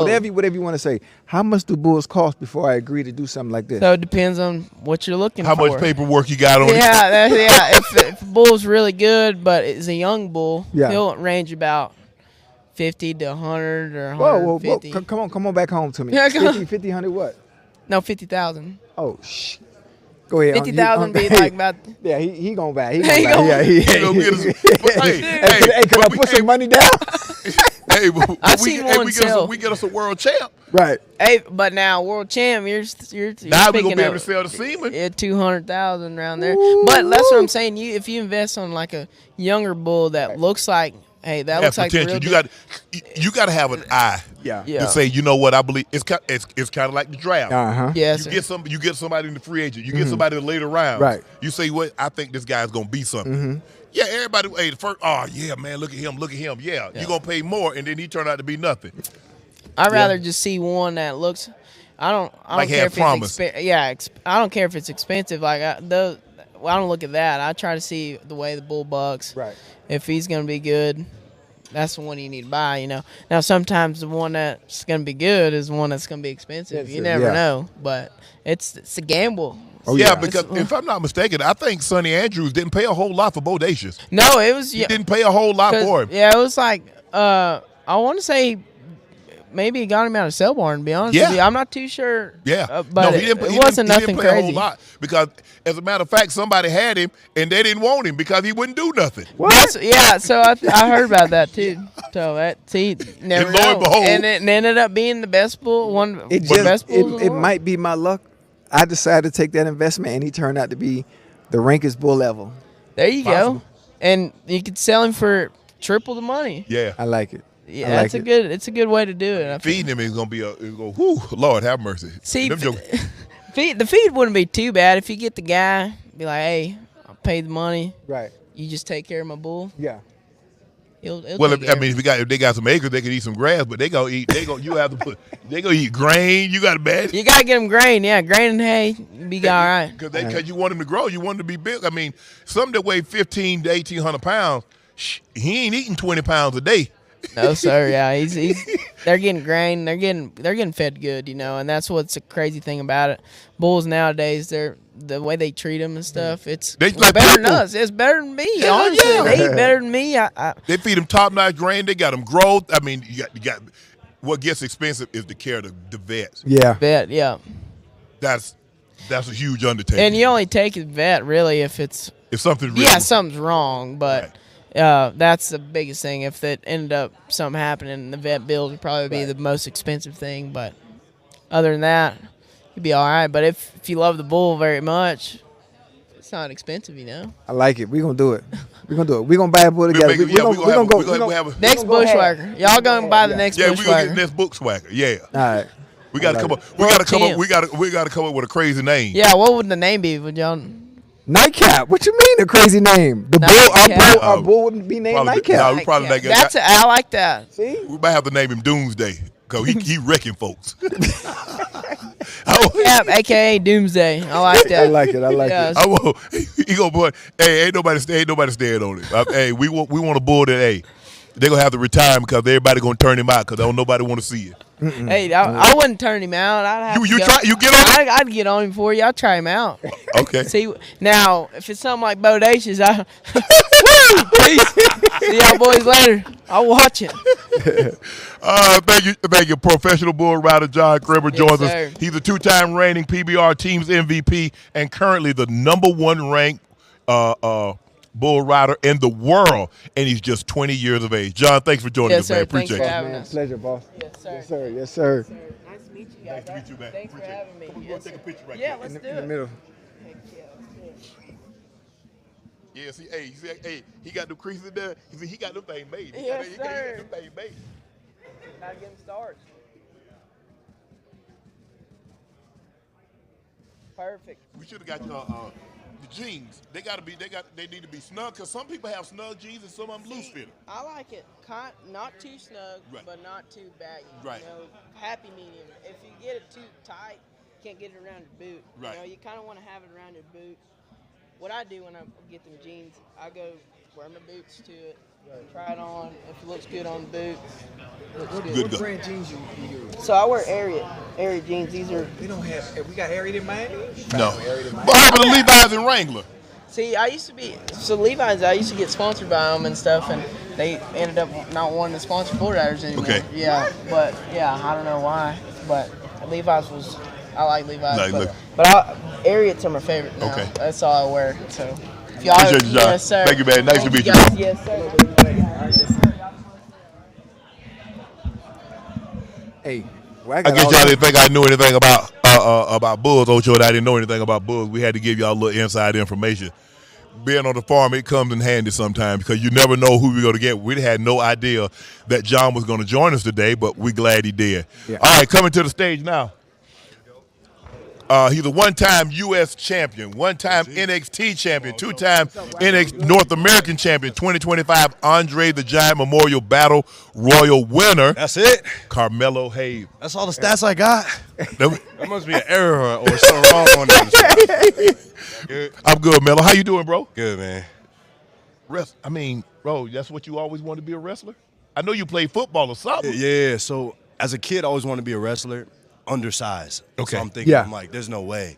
There's no way. So I played other sports, baseball, football. Yeah. I did wrestling in college. I'm not in college, but like high school. You wrestling? So you, okay. Yeah, okay. To get to where I wanted to get to, bro. And then, bro, I fell completely out of love with it in high school, and I got right back to it somehow, and God is good, and here I am. Here you are right now, man. How difficult has it, I mean, fans are upset that you're not on the card. Yeah. Does it get hard to stay patient, not get frustrated, knowing that, because if you talk, a lot of people that we've had up here says, you know, the hardest thing is to stay patient. Yeah. Because a lot of times people want instant gratification. Well, I just started. I'm ready to do it now 3 months in, 6 months in, even a year in. And sometimes it takes 3, 4. I think one of the ladies told us it took her like 5 years to make to the main card. So has it been frustrating? How have you been able to stay focused and realize that my time is coming, and when my time comes, I need to seize the moment? I feel like it's staying ready and just knowing that I'm talented enough to, if they give me the ball, it's guaranteed. You know what I mean? I think that's really what my mentality has always been. Yeah. You ever heard that phrase, is success is not earned, is given? Yes. I feel like that's a lot, you know, with WWE is, you know, anybody really. It's like until they give you the ball, how will they know if you can score? Right. You know what I mean? Until they put you on the field, how will they know if you can make a play? Right. I think that's really what it comes down to with what we do is just, you know, waiting, I guess, for the ball or waiting for them to put you in. Right. What was your favorite moment? Favorite moment of mine? Open challenge. With the open challenge? Yeah. Favorite moment. I mean, truthfully, probably winning it. I think winning it, you know what I'm saying? I mean, come on. Like, winning it was cool, man. Like, winning it, like, just feeling the crowd, man, going to the top rope, feeling the crowd lift me up on the top rope. It was a feeling I never felt in the ring before. Yeah. And it taught me to kind of start moving with my soul in the ring. Right. So, like, a lot of times, like, I know you guys know we talk about wrestling right in the back, and we kind of come up with it. But throughout this whole period, I learned to kind of feel. I don't know how to explain it. Like, I just learned to kind of move with my heart. Right. And the fans started, like, feeling that. Yeah. And then afterwards, like, I felt like I gave it my all through, like, my body as opposed to where I'm thinking, you know what I'm saying? Yeah. Have you had a conversation with Trick and Oba about, hey, you know what? We might be the next 4 horsemen. We might need to lead. We need to lead this thing, man. Not a conversation, but I think it's a silent acknowledgement. You know what I'm saying? I think that we kind of all looking at each other like, they should have never gave us the ball, man. They should have never given us the ball. And we knew, you know what I'm saying? Yeah. Cream rises to the top. But you have a lot of confidence. Obviously, you know, when all the sports that you did, and you believe that I belong here. How important is confidence in this? Extremely important, but I do think it has a lot to do with, and you guys know, man, just being like having positive reps. Yes. And doing it and knowing that, you know, there's nothing that I'm going to experience that I haven't experienced before. Right. And I think that's the cool thing with WWE and people's journeys. Like, whoever said they were in NXT for 5 years, that's a good thing. Yeah. Because it's not one thing that you probably haven't experienced that you're going to come up here and you don't know how to handle. Right. So to me, I mean, that's where my confidence comes from, is just being on the independence to get to this point in WWE. Is a lot of things, just a bigger scale, you know what I mean? A lot of things I had to deal with on the independence that really just like set me up for here. I'm like, oh, this is easy now because I dealt with it in the trenches. Melo, how difficult is it? Because we've seen Ocho and I playing football. Yeah. We see a lot of guys do great at practice. Oh, man. Oh, yeah. They doing everything. They catching the ball. They running the ball. They hitting the hole. They D'ing everybody up. Yeah. But when you put them in the game, they can't translate that. Come on. And I'm sure you've seen guys that, like, okay, they're at the NXT level and they're doing everything right. Yeah. But when they get the opportunity to go to Raw or they go to SmackDown, and it's like, well, damn, bro, why you can't replicate what you've been doing for the last 3 months, the last 3 years? Why can't you replicate that on the big stage? Come on, bro. I think that Deion Sanders said it. He's like, practice how you play, so play becomes practice. Yes. Yeah. Bro, come on. That's a good one. I'm telling you, man. I feel like I go so hard in practice, and then the real show is easy. Yeah. Truthfully, it really is. I mean, I don't practice as much as I used to because I'm like refined. I got it, right? But like, you know, now I go out there and that's my practice. You know, I go week to week TV, and then hopefully, you know, when I get on to WrestleMania, that's where it's like let all that show. But week to week, it's practice. Before you made it to WWE, what's one lesson that you've taken with you that you've never forgotten that has helped you transition? Oh, that's a good question. Yeah, to this level. I think it's just a matter of just being ready for whatever. I think, especially with WWE, bro, they be throwing anything at you, and I think it's just being adaptable to whatever, and just kind of in the blink of an eye, in a moment of being able to just adapt. Yeah. So adaptability will probably be the biggest thing. Yeah. What has been one of the things that the game that you've had to evolve to survive the main roster? Patience, as we talked about. Patience. Just learning how to handle the lows and how to handle the highs. I heard something, y'all know The Miz, right? Yeah. He told me the realest shit. He was like, if you can handle the bottom and you can succeed at the bottom, he goes, the top is easy. That's it. It's like the top, you'll be good. Like, it's people that only know the top that they got to figure out how to handle the bottom. Right. And that's where the real challenge comes. Right. But yeah, when you handle and it's a roller coaster. You know what I'm saying? So just like everything, it's a roller coaster, and how you handle the bottom is how you going to handle the top. When it's all said and done, how would you like to be remembered in this sport? Yeah, because you look at, CM says he's like, he's pushing 40, he's about to be, I think he said 47. 48. And you wrote 48, okay, and Rey Mysterio. And you see some of Randy Orton. These guys have been at this thing 25, 30 years. You're a young man. You just getting started. Yeah, I mean, shoot, man. A lot of people, they want to be remembered for like, I'm the biggest star, right? But I mean, realistically, bro, I want kids to be like, yo, I want to wrestle like Carmelo Hayes. Yeah. I think that's my biggest thing. I'm like, cause you know, there's not a lot of smaller guys, right? And I think I make probably Rey Mysterio, Shawn, Eddie, Shawn Michaels. You know what I'm saying? And Shawn's the guy that when people ask me, they're like, who do you know? Shawn Michaels, right? And I want to be remembered as one of the greatest in-ring guys. Yeah. You know what I mean? The superstardom thing, that's gonna come. You know what I mean? If they want to make a superstar, they're gonna make a superstar. You know what I mean? But as far as what happens in the paint, that's up to me. That's you. That's up to me, and that's one of the things that I take the most pride in, because it's like, hey, they can't control that, man. They can't put a ceiling on that. You know what I'm saying? They put you out there. It's all me. You know what I mean? No smoke and mirrors, no glitz and glam. It's Carmelo Hayes. So I want kids to be able to go, man, when I grow up, I want to be a wrestler like Carmelo Hayes. Like, what's your style? I want to be like Carmelo Hayes, or whatever. The same way I do it with Shawn and with Eddie Guerrero and guys like that. Do you still get nervous? Because I think about before a game when we play. Yeah. Every single time, no matter how many years, year 5, year 6, year 7, even when I get to year 10, when I call that name and walk out that tunnel and everybody's screaming that name, I'm still nervous. I do wonder that. I got butterflies. Yeah. Do you still have butterflies when you make that walk, even though you're confident in what you do? Sometimes. I think it's sometimes when you don't think and you're just like, all right, we're going. If your day is going quick and you're just like moving, it's like, oh, my music's playing, all right, let's go. You don't have that. But if you sit and ponder in it, sometimes you'll get nervous because you start questioning yourself. But when you give yourself the opportunity not to question yourself, you're just like, hey, it's just another day, and you're confident in what you do. And also, too, I think nerves sometimes in what we do, where it's like so, you know, anything could go wrong at any moment. You can, like, screw yourself up. So I do think you almost have to go in with, like, a bucket. You know what I mean? Whatever happens, and let's just see what happens.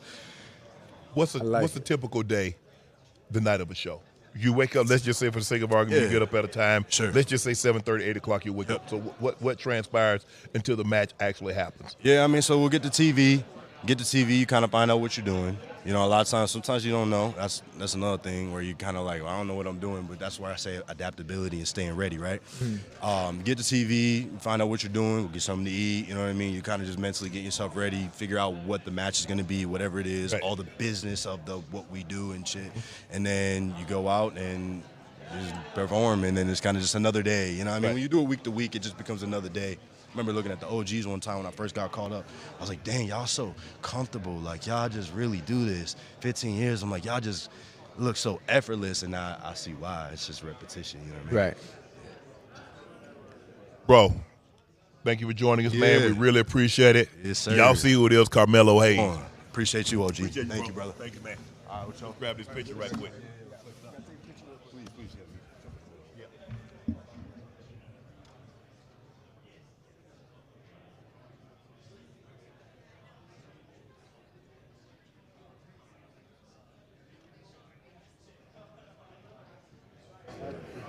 All the best, man. Thank you, love. Stay up. Boss, pleasure, boy. Love. Yeah.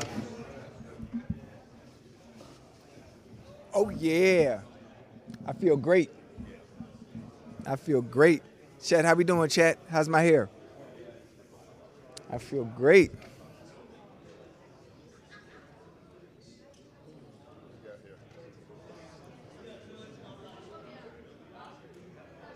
Oh, yeah. Oh, man, it's been, day is really flown by. I mean, we really haven't had a whole lot of time that we've had to film it because we went from Yeah. we had Nia Jax. Like, well, damn, won't you? Okay. All right. No, but I was saying, that's what I was telling Ocho. I was like, we really haven't had a whole lot of time to have to kill. Yeah. Because we signed on and Lash and Nia was right here. Yeah. And we went to Charlotte Flair and we had Jacob, CM Punk. I mean, it's just been a continuation, which is really, really good. We really appreciate the WWE for giving us this opportunity, giving us this great stage, giving us the guys and the women to come on and it's been amazing. None of this is possible without them. So we really appreciate our partners, Tommy John, Ethos, all those people that make this stuff possible, that make Ocho and our job really, really easy. But for the WWE to ask us to be a part of this, we can't thank them enough. So thank you again, WWE, TKO, everybody that had a part with Nightcap, myself and Ocho, and the team that's done an unbelievable job directing us, getting us in and out of traffic, making sure the reads are on point. So we can't thank these guys enough behind the scenes that you don't get an opportunity to see. You get an opportunity to see Ocho and I and Joe do what we do, but there's people behind the scenes that really have the really difficult jobs, and they make sure things go off without a hitch. But we want to thank everybody that's been a part of this that made this day really, really special. Absolutely. Absolutely. And we're back tomorrow too. So we're back tomorrow, and we're going to be on Saturday night and Sunday night to talk about the matches after they end. So we got a lot going on. We got a lot going on this weekend. We got a lot going on this weekend, and so we can't thank you guys enough for you was with us late last night, and a lot of you guys are in the chat with us early this morning, so we can't thank you enough. But I can't wait to get home and get me a nap. I'm exhausted. A nap? Hell yeah. You don't want to go to lunch? You leaving? I ain't going nowhere. You say you going home? I leave Friday. Oh, that's right. Today Thursday. Yeah. So you want to go to lunch? Go to lunch where, Ocho? Hey, Ash. Unc don't want to go to lunch with me again. And I'm right here. I'm right here. I gotta go. What you call it? I gotta go. Oh, you got something to do, huh? I do. We do. I gotta get some paperwork signed. What kind of paperwork? I go with you. Some issue got me into. Me? Yeah. What time is it? Oh yeah, we got 20 more minutes. Who we got next? Who oh, okay. Javon. Okay. We got another. Okay, but it was great, man. I enjoyed talking to the bull rider. He was amazing, man. Man, that dude looked like he like 12. Yeah, he looks small. You look small, don't he? Yeah, it looks small. Hell, he is He small. is small. Yeah. That's exciting. That's exciting. That's one thing that dude rolled man eater. Man eater is the new bushwhacker. Mm-hmm. That's crazy. Yeah, that's crazy. But it's interesting, to hear them talk and he was like. And it is so true. Mm-hmm. And I think the thing is that people think you breed the best to the best and hope for the best. Yeah. And I think and sometimes, you see two parents, they were great at this sport and she was great at that sport. Mm-hmm. And the kid ain't about nothing. And then you take a parents that were random. Okay. One was okay and they produce a super child. The greatest ever. Yeah, it's funny how that works. It is. And but to hear him talk about, and he seems so down to earth. I mean, I know my grandmother and my mom was not gonna let Papa or my dad put me on the back of no damn bull at no 6 years of age. I like it though. I like it. That's the world they live in, so they're used to it, you know. So, I mean, I can't wait to get back on there. But they do allow you. I will say this: when you grow up with parents like that on the farm, they do allow their kids to do. I mean, they allow the kids to be sitting in their lap and driving. Mm-hmm. They let them drive, operate machinery, tractors, and bulldozers and things like that. Yeah. It's definitely different than parents that don't grow up or didn't grow up in that environment or have their kids around someone in that environment. So, okay. We got a very special guest. We got Alistair Black and Zelina Vega. Okay. Hi. Good morning. Hard to see. Hi. One on one side, one on the other. What's up, bro? How you doing, man? Nice to meet you also. What's up, baby? You good? Nice to meet you, bro. All right. Oi. No. Alistair and Zelina, you know, I as a couple, I guess, what is the most fun thing that you guys get to do? Because a lot of times, you know, we've heard CM and a lot of people say, you know what, it's kind of tough on a relationship if your partner is not in the sport, so they don't really get a chance to go with you. But you guys are together, so you guys kind of get to get a chance to travel together. So you probably don't have the same hiccups that a couple that's not in this would have. Yeah. I think, obviously, because we're both in the same industry, we both have the same hopes and the same goals and the same mindset with a lot of things. I think it came to fruition a lot better. We don't have the same struggles, as you say, but that does not mean that there is within the philosophies within both wrestlers and how we perceive our ability to wrestle as different, right? Obviously, he's a very different human being and character than I am. It sometimes leaves room for the creativity to be kind of discussed within ourselves. And my side has always been very creative, whether it's my presentation or my entrance or my character or my style. With her, she has a very different way of creating and expressing herself. Right. Therein lies a lot of like growth for the both of us and also a lot of discussion, but it's a good discussion. And I like that discussion. And I welcome that discussion, especially because we have a good marriage together. Right. Yeah, I mean, for me, it's the same thing. Plus, I'm a little bit of a hothead sometimes, so it's it's nice to be able to vent to somebody who actually will hear me out. Understands what you're going through. Exactly. And sometimes it if I need help with my match, I'm like, damn, I need to figure out this one thing, or maybe how do I make this different, or how can I make this more in the line of what we're doing now as far as this darker character goes? Because for me, I'm like, if I were to bring Aaliyah's like Akasha and Sindel from Mortal Kombat as a blend, what does that look like as this character? So it's just fun to play and have somebody to bounce that off of too. Have you had that? Have each of you guys had that WrestleMania moment where you realize, like, wow, this is the Super Bowl of the WWE. Yeah. And we're a part of this. That you, no matter what, 10 years, 15, 20, 30 years from now, you'll always remember that moment. What was that moment like for you? When I had my first WrestleMania experience myself, I remember, because obviously with my entrance there's the big rise up, and I remember the whole day. I wasn't nervous. I came fresh out of NXT. We were doing NXT, SmackDown, and Raw. Yes. Like back to back to back. I was tagging with Ricochet. And I remember I wasn't nervous that day because in my head I'm like, if I'm not ready now, I'm not ready ever. So there were good nerves. And I remember just like, I can still see it in my head.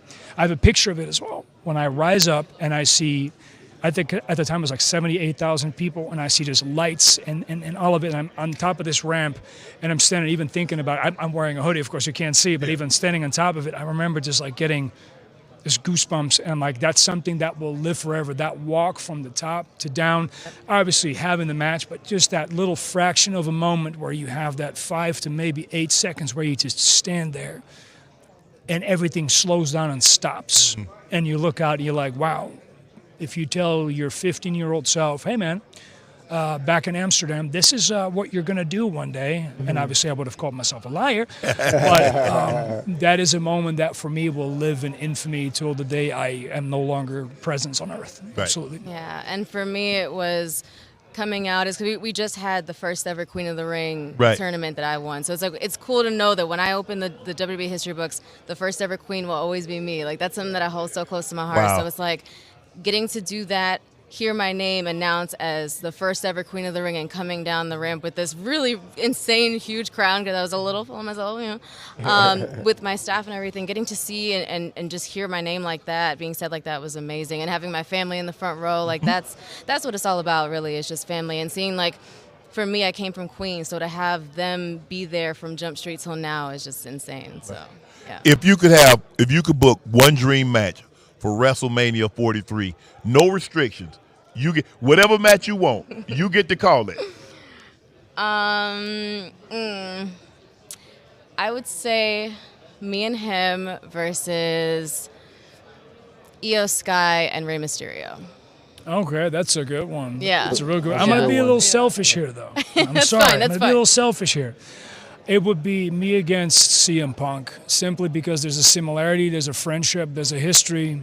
There is a love for a specific type of professional wrestling that him and me both have. Right. And I think we would have the platform and the time to showcase that specific professional wrestling, where my style leans very much into the technical, but the martial arts style, and his is a technical yet a brawl style with heavy hits. And I think being brought up in that 80s, 90s wrestling with like a lot of like technical grapplers and stuff and heavy hitters, I think it would be a very different, unique blend under the umbrella of the WWE with the WWE flair to it. Did you always want to be a wrestler? How did each one of you guys get into the sport? I've wanted to be in the WWE since I was 4 years old. Wow. And that's because my grandmother's brother, he's my uncle. He wrestled in Puerto Rico for the longest time. I mean, he wrestled even Bruno Sammartino. So it's been in my family for a long time. My cousin, Amazing Red. So it's been in our family for a while, but I remember seeing it even just as far back as 4 years. We used to go to like Madison Square Garden when I was a kid, so I've wanted to do it forever. But there's always the whole, oh, you're too short to do this, or you're too whatever to be whatever, and it's so nice to get to prove all of them wrong every single time. So I like it. You mentioned you're from Amsterdam, right? Correct. Yes. So when did you fall in love with the sport of wrestling? Well, so there is no wrestling in the Netherlands. No. So I remember I was 4 or 5 years old, and I'm sitting on the couch with my dad, and he's flipping channels, and we had Eurosport. Okay. And Eurosport for a brief time had WWF at the time. Yep. And he's flicking through channels, and I see Yokozuna. Okay. And just a brief moment. And I'm like, what's that? And my dad even stops, and then he flicked the channel, and I'm like, wait, Dad, go back. And obviously he didn't go back, but for some reason, that's ingrained into my brain. And then later on, we had New Japan Pro Wrestling on TV. So I divulged to the Ordstab, and I saw two guys fighting in a ring. I grew up in the 80s and the 90s, so I grew up with like Bloodsport and Best of the Best, so all these action movies. So I'm thinking, this is fighting. So my parents put me on karate. They put me on judo. They put me on Muay Thai. And obviously, by the age of 9, I knew the difference between martial arts and pro wrestling. But then when I was 15, I had the opportunity to turn into pro wrestling, did that, and then my main style became Muay Thai and kickboxing as my influence. And so one helped the other become a wrestler. So Both of you guys have been fans of the basically WWE for an extended period of time. Yes. Did you ever dream in your wildest dreams that you would be a participant in the WWE and you'd be on WrestleMania? No, absolutely not. I often joke saying, like, we have to create the mountains to climb over to become a wrestler, so we have to make them first. So no, I didn't even think that I was ever going to get out of Europe. As a matter, and never coming out the Netherlands, maybe Germany, and then it just kind of kept pushing and pushing and pushing. So yeah, no, never. What is something else that you do like? That actually both of you, obviously your life is dedicated to your craft, to your sport and what you do. But what if you weren't wrestling? What would you be doing? What do you think? Something else that you're passionate about that you don't have time for because wrestling takes up everything. So I have a wide array of very unique hobbies. Yes. I also do antique trading. Okay. And I do a lot of stuff with that. I do stuff in firearms. I do stuff in gemstone trading and stuff like that. So as a kid, funny enough, this is completely 180. I wanted to be a baker for a while because I thought baking bread was cool. Okay.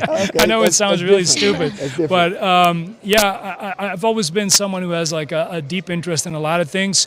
But I definitely probably be more like into like antiques and stuff like that still. So when you say antiques, I'm gonna ask, when you say antiques, so like vases or more paintings like artwork. Okay, Yeah, okay. I collect a lot of like tattoo art as well. Okay. I'm a big fan of the history of tattooing and stuff like that. I would probably found my my way in that. Okay.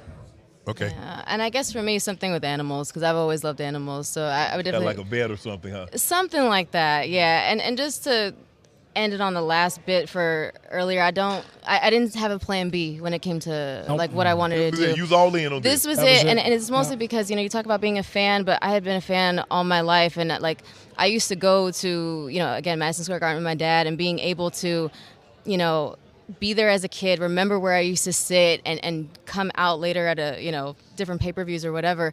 It's nice that I get to do that for me, but also to represent my family. Like I remember thinking to myself at one point, like my dad passed away on 9/11 in the World Trade Center attacks, and thank you. And it's nice to be able to be bringing the United States Championship to like the memorial and being able to have that and really own that as mine. Let share that with him. Yeah, exactly. Yeah. Hey guys, thank you so much. Thank you very much for having us. Thank you. Really, Thank really you so appreciate much. you guys. Thank It's you. unbelievable to have you guys on. Awesome. Pleasure, baby. Yes, sir. Yes, sir. Nice to meet you guys. Thank you. Yep. Sure. Oh, picture. Sorry.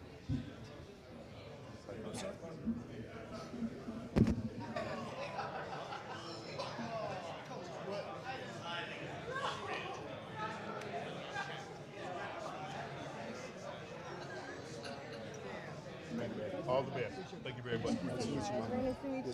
Hop off. Pleasure, baby. Thank Yes, you. sir. Thank you. Will.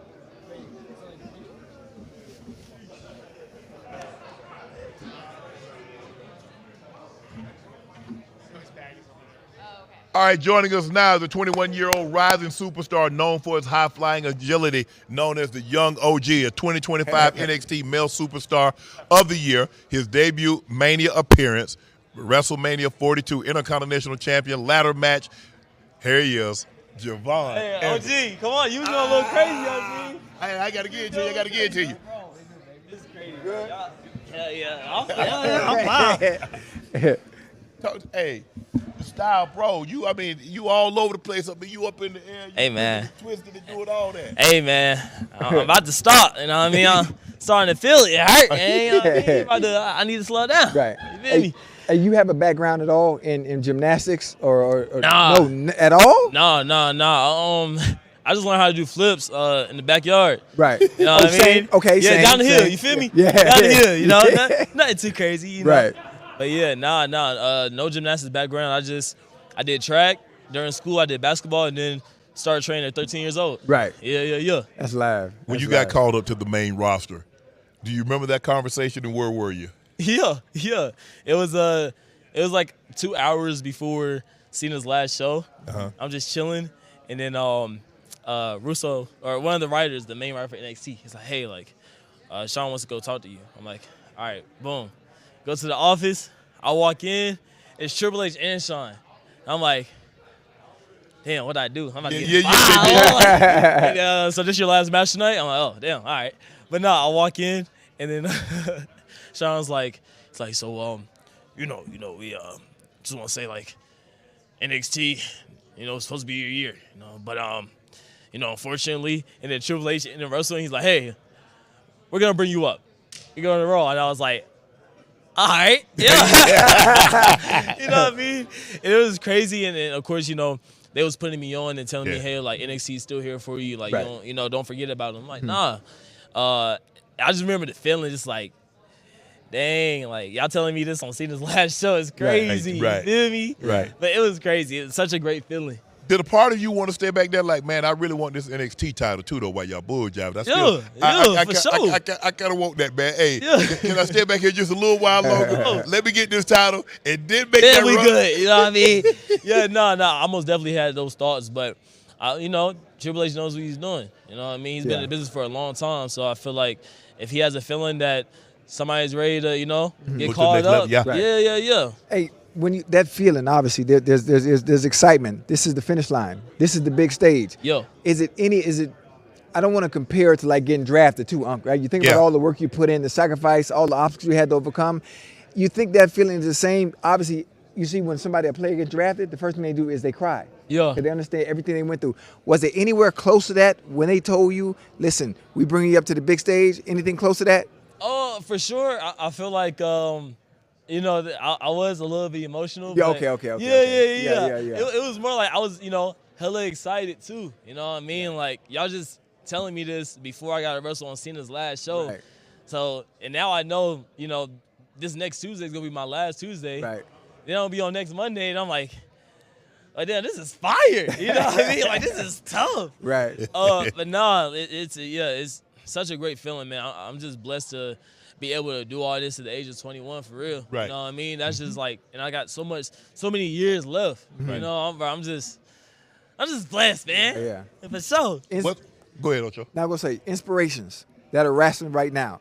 People you look up to. You know, most of the time you pull from other people, and they have certain paths that you want to follow to make sure you continue that same success on that route. Who would be one wrestler? I don't know. I feel like that's kind of hard for me because I don't want to like trace somebody else's footsteps. Right. You know what I mean? Like I can't trailblaze your own path. Yeah, I want to make my own. You know what I mean? And I do study like the way, you know, Shawn Michaels got to the top, the way Randy got to the top. Right. You know what I mean? But like that's just for me to learn and for me to accept and not accept. You know what I mean? Right, like the fails they did. You know, like what did they learn? So now, okay, I know I'm not gonna do this. You feel me? And I kind of just take that with me on my own road. You feel me? Okay. Yeah. What's been the most memorable part of your rookie year? My most memorable part of my rookie year. Okay. I think I always remember this. So my first NXT PLE. We was in Canada for Heatwave, and I was fighting for the NXT Championship. And I just remember, like, you know, I was going against Ethan Page, and he was, you know, well-known name. Yeah. You know, I was going against Troy Williams, well-known name. Sean Spears, well-known name. And then they said my name, and, like, everybody was like, oh, hey, whatever. And that just clicked. It was like, oh, y'all don't know who I am? Say less. Come on, you know what I mean? And then I'm doing my stuff, and mid-match, everybody, Young OG. And I was like, oh, okay, see? Now we good, you know what I mean? So I'll always remember that, you feel me? Just being able to have a crowd that don't know who I am turn in my favor. Right. Feel me? It's crazy. You began your wrestling journey in 2018. Yes, sir. And your name was Jey Malachi. It sure was. Yes, sir. How you come up with Jey Malachi and then you transition, now you the Young OG? All right, so if we gonna be real, all right, when I first started, I think I had my first match. It was Jey Malachi, but then I turned into a name called Kid Black America. Right. And, you know, I had a dad, his name was Captain Black America. Right. You feel me? And we were just causing ruckus right. on the wrestling scene in North Kakalaki. Yeah. You feel me? Yeah. But no, so, you know, my real name is Malachi, and my last name starts with J. And my grandma would always call me Malachi J. You know what I mean? And I just remember, like, coming up with names. And I'm talking to my trainer, and I'm like, okay, let's do, like, Malachi Kid. He's like, you're not going to be a kid forever. I'm like, okay, you're right. I'm like, let's try Malachi J. I'm like, okay, cool. And we had it for one match. And then my trainer, the next match, he flipped it to Jey Malachi. And I was like, no, it's Malachi J. He was like, no, it's Jey Malachi. I was like, all right, hell yeah. Yeah. And then I just, you know, started to learn more about myself and kind of just adding my real life situations, my real life attributes and attitude to my wrestling. And I was like, damn, like, the Young OG is tough. Because, I had OGs. Yeah. You feel me? So I call myself the Young OG. And I used to call myself the Tupac of this generation. Right. You feel me? You know, just a little something. Right. Winning the 2025 the Iron Survivor Challenge. Yeah. What did that do for your confidence? It boosted it. Boosted it for sure. I feel like I was, how can I say it? It was something like I knew where I was gonna go. Like I knew that I was gonna get called up soon. You feel me? So when we had that, like when I won, I was like, hell yeah. I was like, but if I win the NXT championship, then I'm only gonna have it for a week or 2 weeks. You know what I mean? And then go to the main roster. Right. So it's kind of like it boosted my confidence, but it boosted my confidence for main roster. You know what I mean? Because I feel like that kind of added like a what's the word? Like an achievement under my belt. Yes. You know? Yeah. So, yeah. You lasted 40 minutes in your first Royal Rumble. Yeah. Did that prove to you I belong? Did it show them this kid belong? Yeah. I honestly, I don't know what it showed them for real. You know what I mean? I know for me, it was just more of like, dang, like I'm in here with all these OGs. You know, I'm in the ring with people I grew up watching.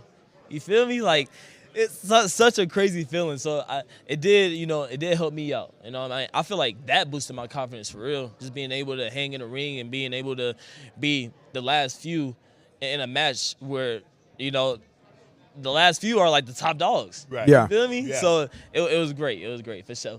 Bro, we appreciate you joining us. Here he is, the young OG. Come on now. I appreciate you, Unc. Sir. Oh, yeah. Appreciate y'all. Congrats on everything. Nah, thank you.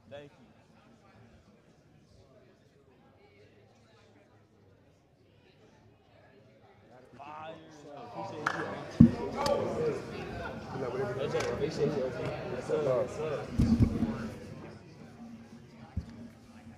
That's it for us, right? Okay.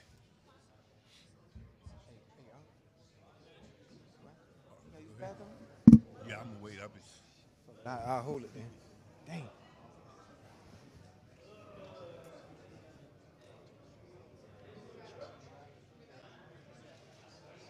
Huh? No, it's fine.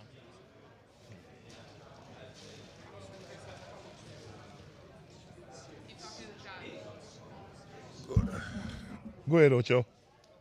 Chad, how y'all doing? I hope y'all enjoying yourself. Obviously, I'm excited for WrestleMania. Obviously, here in Vegas at Allegiant Stadium, I would love to go. I can't go because Unc didn't invite me. He won't hang out with me as usual. But I hope you guys enjoyed everyone's story, what they had to talk about today. We had some legends, some icons, especially. Yeah, it's been amazing. Hey, been really amazing. It's definitely been amazing today. This is what it's about. I mean, look, the WWE, a lot of times when you come do this and you do it and they don't give you the athletes or the people that you really want to try to help them do what they want to do. But that's not what they did today. That's not what they did last time. Last time we had them on. Remember, we had Triple H and we had Taker. We had Shawn Michaels. Yeah. Charlotte Flair joined us again. Joined us again for the second time today. So it's been unbelievable. WWE has always done everything. Come on, has done everything. Yep. Here he is, a two-time United States champion, two-time Mania appearance, WrestleMania 42, six-man tag team, LA Knight, the Uso, ISO Speed, Logan Paul, Austin Theory, the Vision. LA Knight. Oh, man. How you doing, bro? I'm doing great, man. I'm just trying to recover from last night. What happened last night? Did we miss something? I was in my room just doing nothing. I was reading the Bible and stuff, that's all. No, we were having a good time last night, that's all. Just getting our feet wet in Vegas. Right. You're going to be in this match with and the WWE has always done a great job of bringing celebrities and other entertainers outside of the sport and introducing them into the main event. What's that going to be like for you? Well, this ain't my first time. Look, with Logan Paul back at 2024, you mentioned two-time U.S. championship. I won that championship off Logan Paul. So for me, it's kind of – our audience gets a little hot sometimes when you bring in the outsiders, and especially when it's somebody who maybe they haven't paid the dues, maybe they haven't respected the business, yada, yada, yada. But and they try to get up here. Hold on now. Yeah. I'm the pro here. Slow down. Yeah. Exactly. And so we got to slow them down a little bit. Yeah. And, when you're thinking about I show speed, well, I'm going to show fist right in his face. And that's what we're looking at. So it's going to be a good time. But I got to give him credit. Because you talk about the crossover, you talk about the appeal there and whatnot, and how we've been very good as a company at making those things work.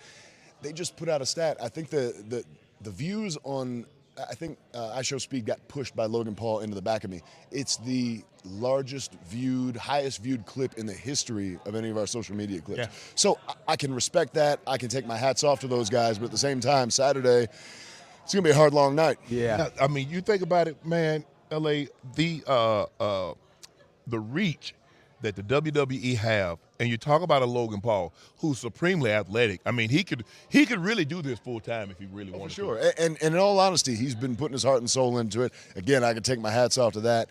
I know a lot of people don't like him, but the bottom line is he's been showing up a lot more often. He's not as part-time as he used to be. He's in and he's doing it. Yeah. And it's showing. So, I mean, I at least got to give him props for that. And then Speed with the attention and the eyes that he's going to bring. He's international. I mean, he goes everywhere, and he got thousands and thousands and thousands of people just following him around. It's and crazy. To be a part of this. Yeah. It's such a different universe, too, because it's like, you know, from being in sports, TV, everything, now all the streaming and everything, it's such a different animal, such a different universe. Yeah.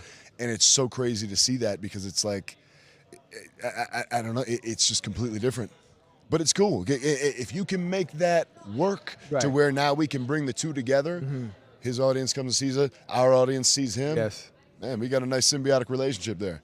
You look at the involvement with Speed, and he's added to the chaos to your match. So how do you? I mean, because like I said, Jake Paul has kind of been at this for a while. Logan. Excuse me. Logan Jake's boxing. Jake's boxing. Yeah. Logan has been. He got busted. Logan has been. The same thing happened to him is what's going to happen to I Show Speed on Saturday. I think. But that's the thing is that he's going to be drinking through a straw, huh? He's such a beginner. Yeah. He's not like Logan. Logan has been at this for a while, and so you would probably be able to do things and go a little further with Logan. Oh yeah. Than you will with Speed. Yeah. But I see him practicing. I see him jump off the top rope, and because he is athletic now. Yeah. He is, and that's going to get you only so far. Because when it gets down to the business, gritty. Exactly. Are you going to spare him? Or are you going to give him any grace because he's new, or is it? No. Probably not. No. No, I don't think so. Look, here's the thing. You can tell he's a little nervous about everything. Yes. Yeah. You were talking about with the training thing. He's doing all the flips and everything. That's his one advantage. He's got speed, he's got quickness, he's got agility, the ability to jump and all that stuff. Right. But when it comes to like, all right, well now, can you grab this dude in the hold? Can you slam him? Can you punch him? Can you kick him? That's the part where we're going to see what he's got. Yeah. Yeah. Can you get thrown into thrown into the ropes and not go through the ropes? Dude, but can you just get thrown into the ropes? Because look, we're used to that. Like me and the other guys, but like you know how to. Have you ever hit the ropes? Have you ever been in a ring? No.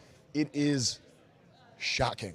Like, because I mean, it's literal, actual rope that is pulled tight as hell. Yes. And when you get in and you hit it, you get nasty marks and welts. It's just kind of like, I don't know if you ever played guitar or anything like that. You kind of build up a callus. You play guitar? Yeah. All right. Guitar, You build you like those first little bits. It hurts. It's got to build up a callus. Same thing with hitting the ropes. That first time you hit it, you're like, oh my god. Right. And then after a while, you get used to it. Get used to it. He ain't ready for that. But what is he going to get used to the falls? Because that's what you really get used to. That's what you know. Like when somebody slams you, when you do somebody suplex you or you do drop kick. Oh my or god! you jump off the top rope. Yeah, you know how to. You hit that ring. It's jolting. It's some padding, but still. My first week of training, like way back, I think I was just popping Advil all day because I mean I had a headache constantly because it's just the jarring of the neck, the back, all that stuff. So it's serious business, and when you're thinking about that, and a guy who doesn't ordinarily do this, that's going to be another factor to look at in this whole thing. Mm-hmm. Your rise in the WWE felt very organic. Coming up, the fans just gravitated to you so naturally. Why do you think that was? Man, I don't have an answer for that. Everybody comes up and tells me something different all the time. Some people tell me this, that. You look like the guy next door. That's me. No, usually it's like, oh, you remind me of like the guys from back in the day. You remind me of the guys from the Attitude Era, yada, yada, yada. I had a guy last night at the bar. He's a little tipsy, and he couldn't stop telling me over and over again. Right. But, just tell me, I like the way you talk all that trash, blah, blah, blah. I'm like, all right, man, I'm going to keep doing that. So I think it's just that. When I'm out there, I'm like in a trance. I believe every single word I'm saying while I'm doing it. And with that being the case, there's something in that just grabs the people. And then you get in that ring, you can actually handle your business. Now you got the full package. Puts it all together. I'm what I would call a professional wrestling wet dream. Right. Yeah, I'm everything you want. Right. I think the thing is, though, is that you might have a greater appreciation for the WWE because of how much time you spend on the independent circuit. Oh, sure. Do you? Because it's kind of like a guy, a baseball player. You go to the minors, but you spend 6 weeks in the minor. You have a different appreciation of the guy that spent 6 years in the minor. And it's you're talking about not just appreciation but frustration. It's so long being on that outside. You're just like, man, how am I not here? Right. But in a weird way, it worked out just right. Because I think if I'd have gotten here too soon, too early, I don't think it would have worked out the way it did. Because it was just like the way I came in as seasoned as I did, and all of a sudden, and everybody talks about 20 years to get an overnight success, but that's pretty much how it happened. Right. And at this point, we're riding the rocket ship, and it's been 3 years strong. A lot of people compare your promo style to The Rock and Stone Cold. Yep. I get a lot of that. And I can see that. I hear it in the tone and the inflection of your voice. That's just my voice. I can't do anything about that, kids. I wonder because I watched so much of them in high school. Yeah. Like I had the VHS tapes that The Rock says and all that, and because Stone Cold said so. So I probably just embedded that stuff so hard in my head that's just my speaking voice now. But I'll hear Flair. People say Piper. Okay. I've even heard Shawn Michaels, which kind of confuses me at some times. Right. But it's all in there because I took all this stuff in since I was like 5 years old. It's just wrestling was my life, and now I'm living that life. He's a 2-time United States champion, a 2-time Mania appearance. He's 1-1, and he's going to be a part of the 6-man tag team. That's Here right. he is, LA Knight. Thank you, bro. Man, appreciate thank you, man. Oi.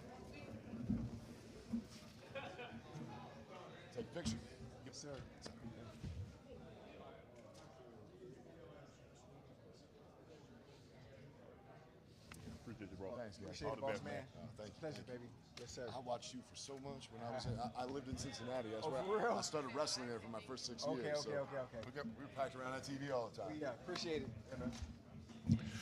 I appreciate you, bro.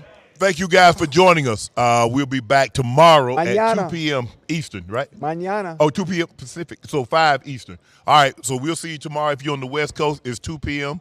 And if you're on the East Coast, it's 5 p.m. Eastern. 5 p.m. Eastern on the East Coast, 2 p.m. on the West Coast. Thank you guys for joining us. I'm Unc, he's Ocho. We're out. Peace.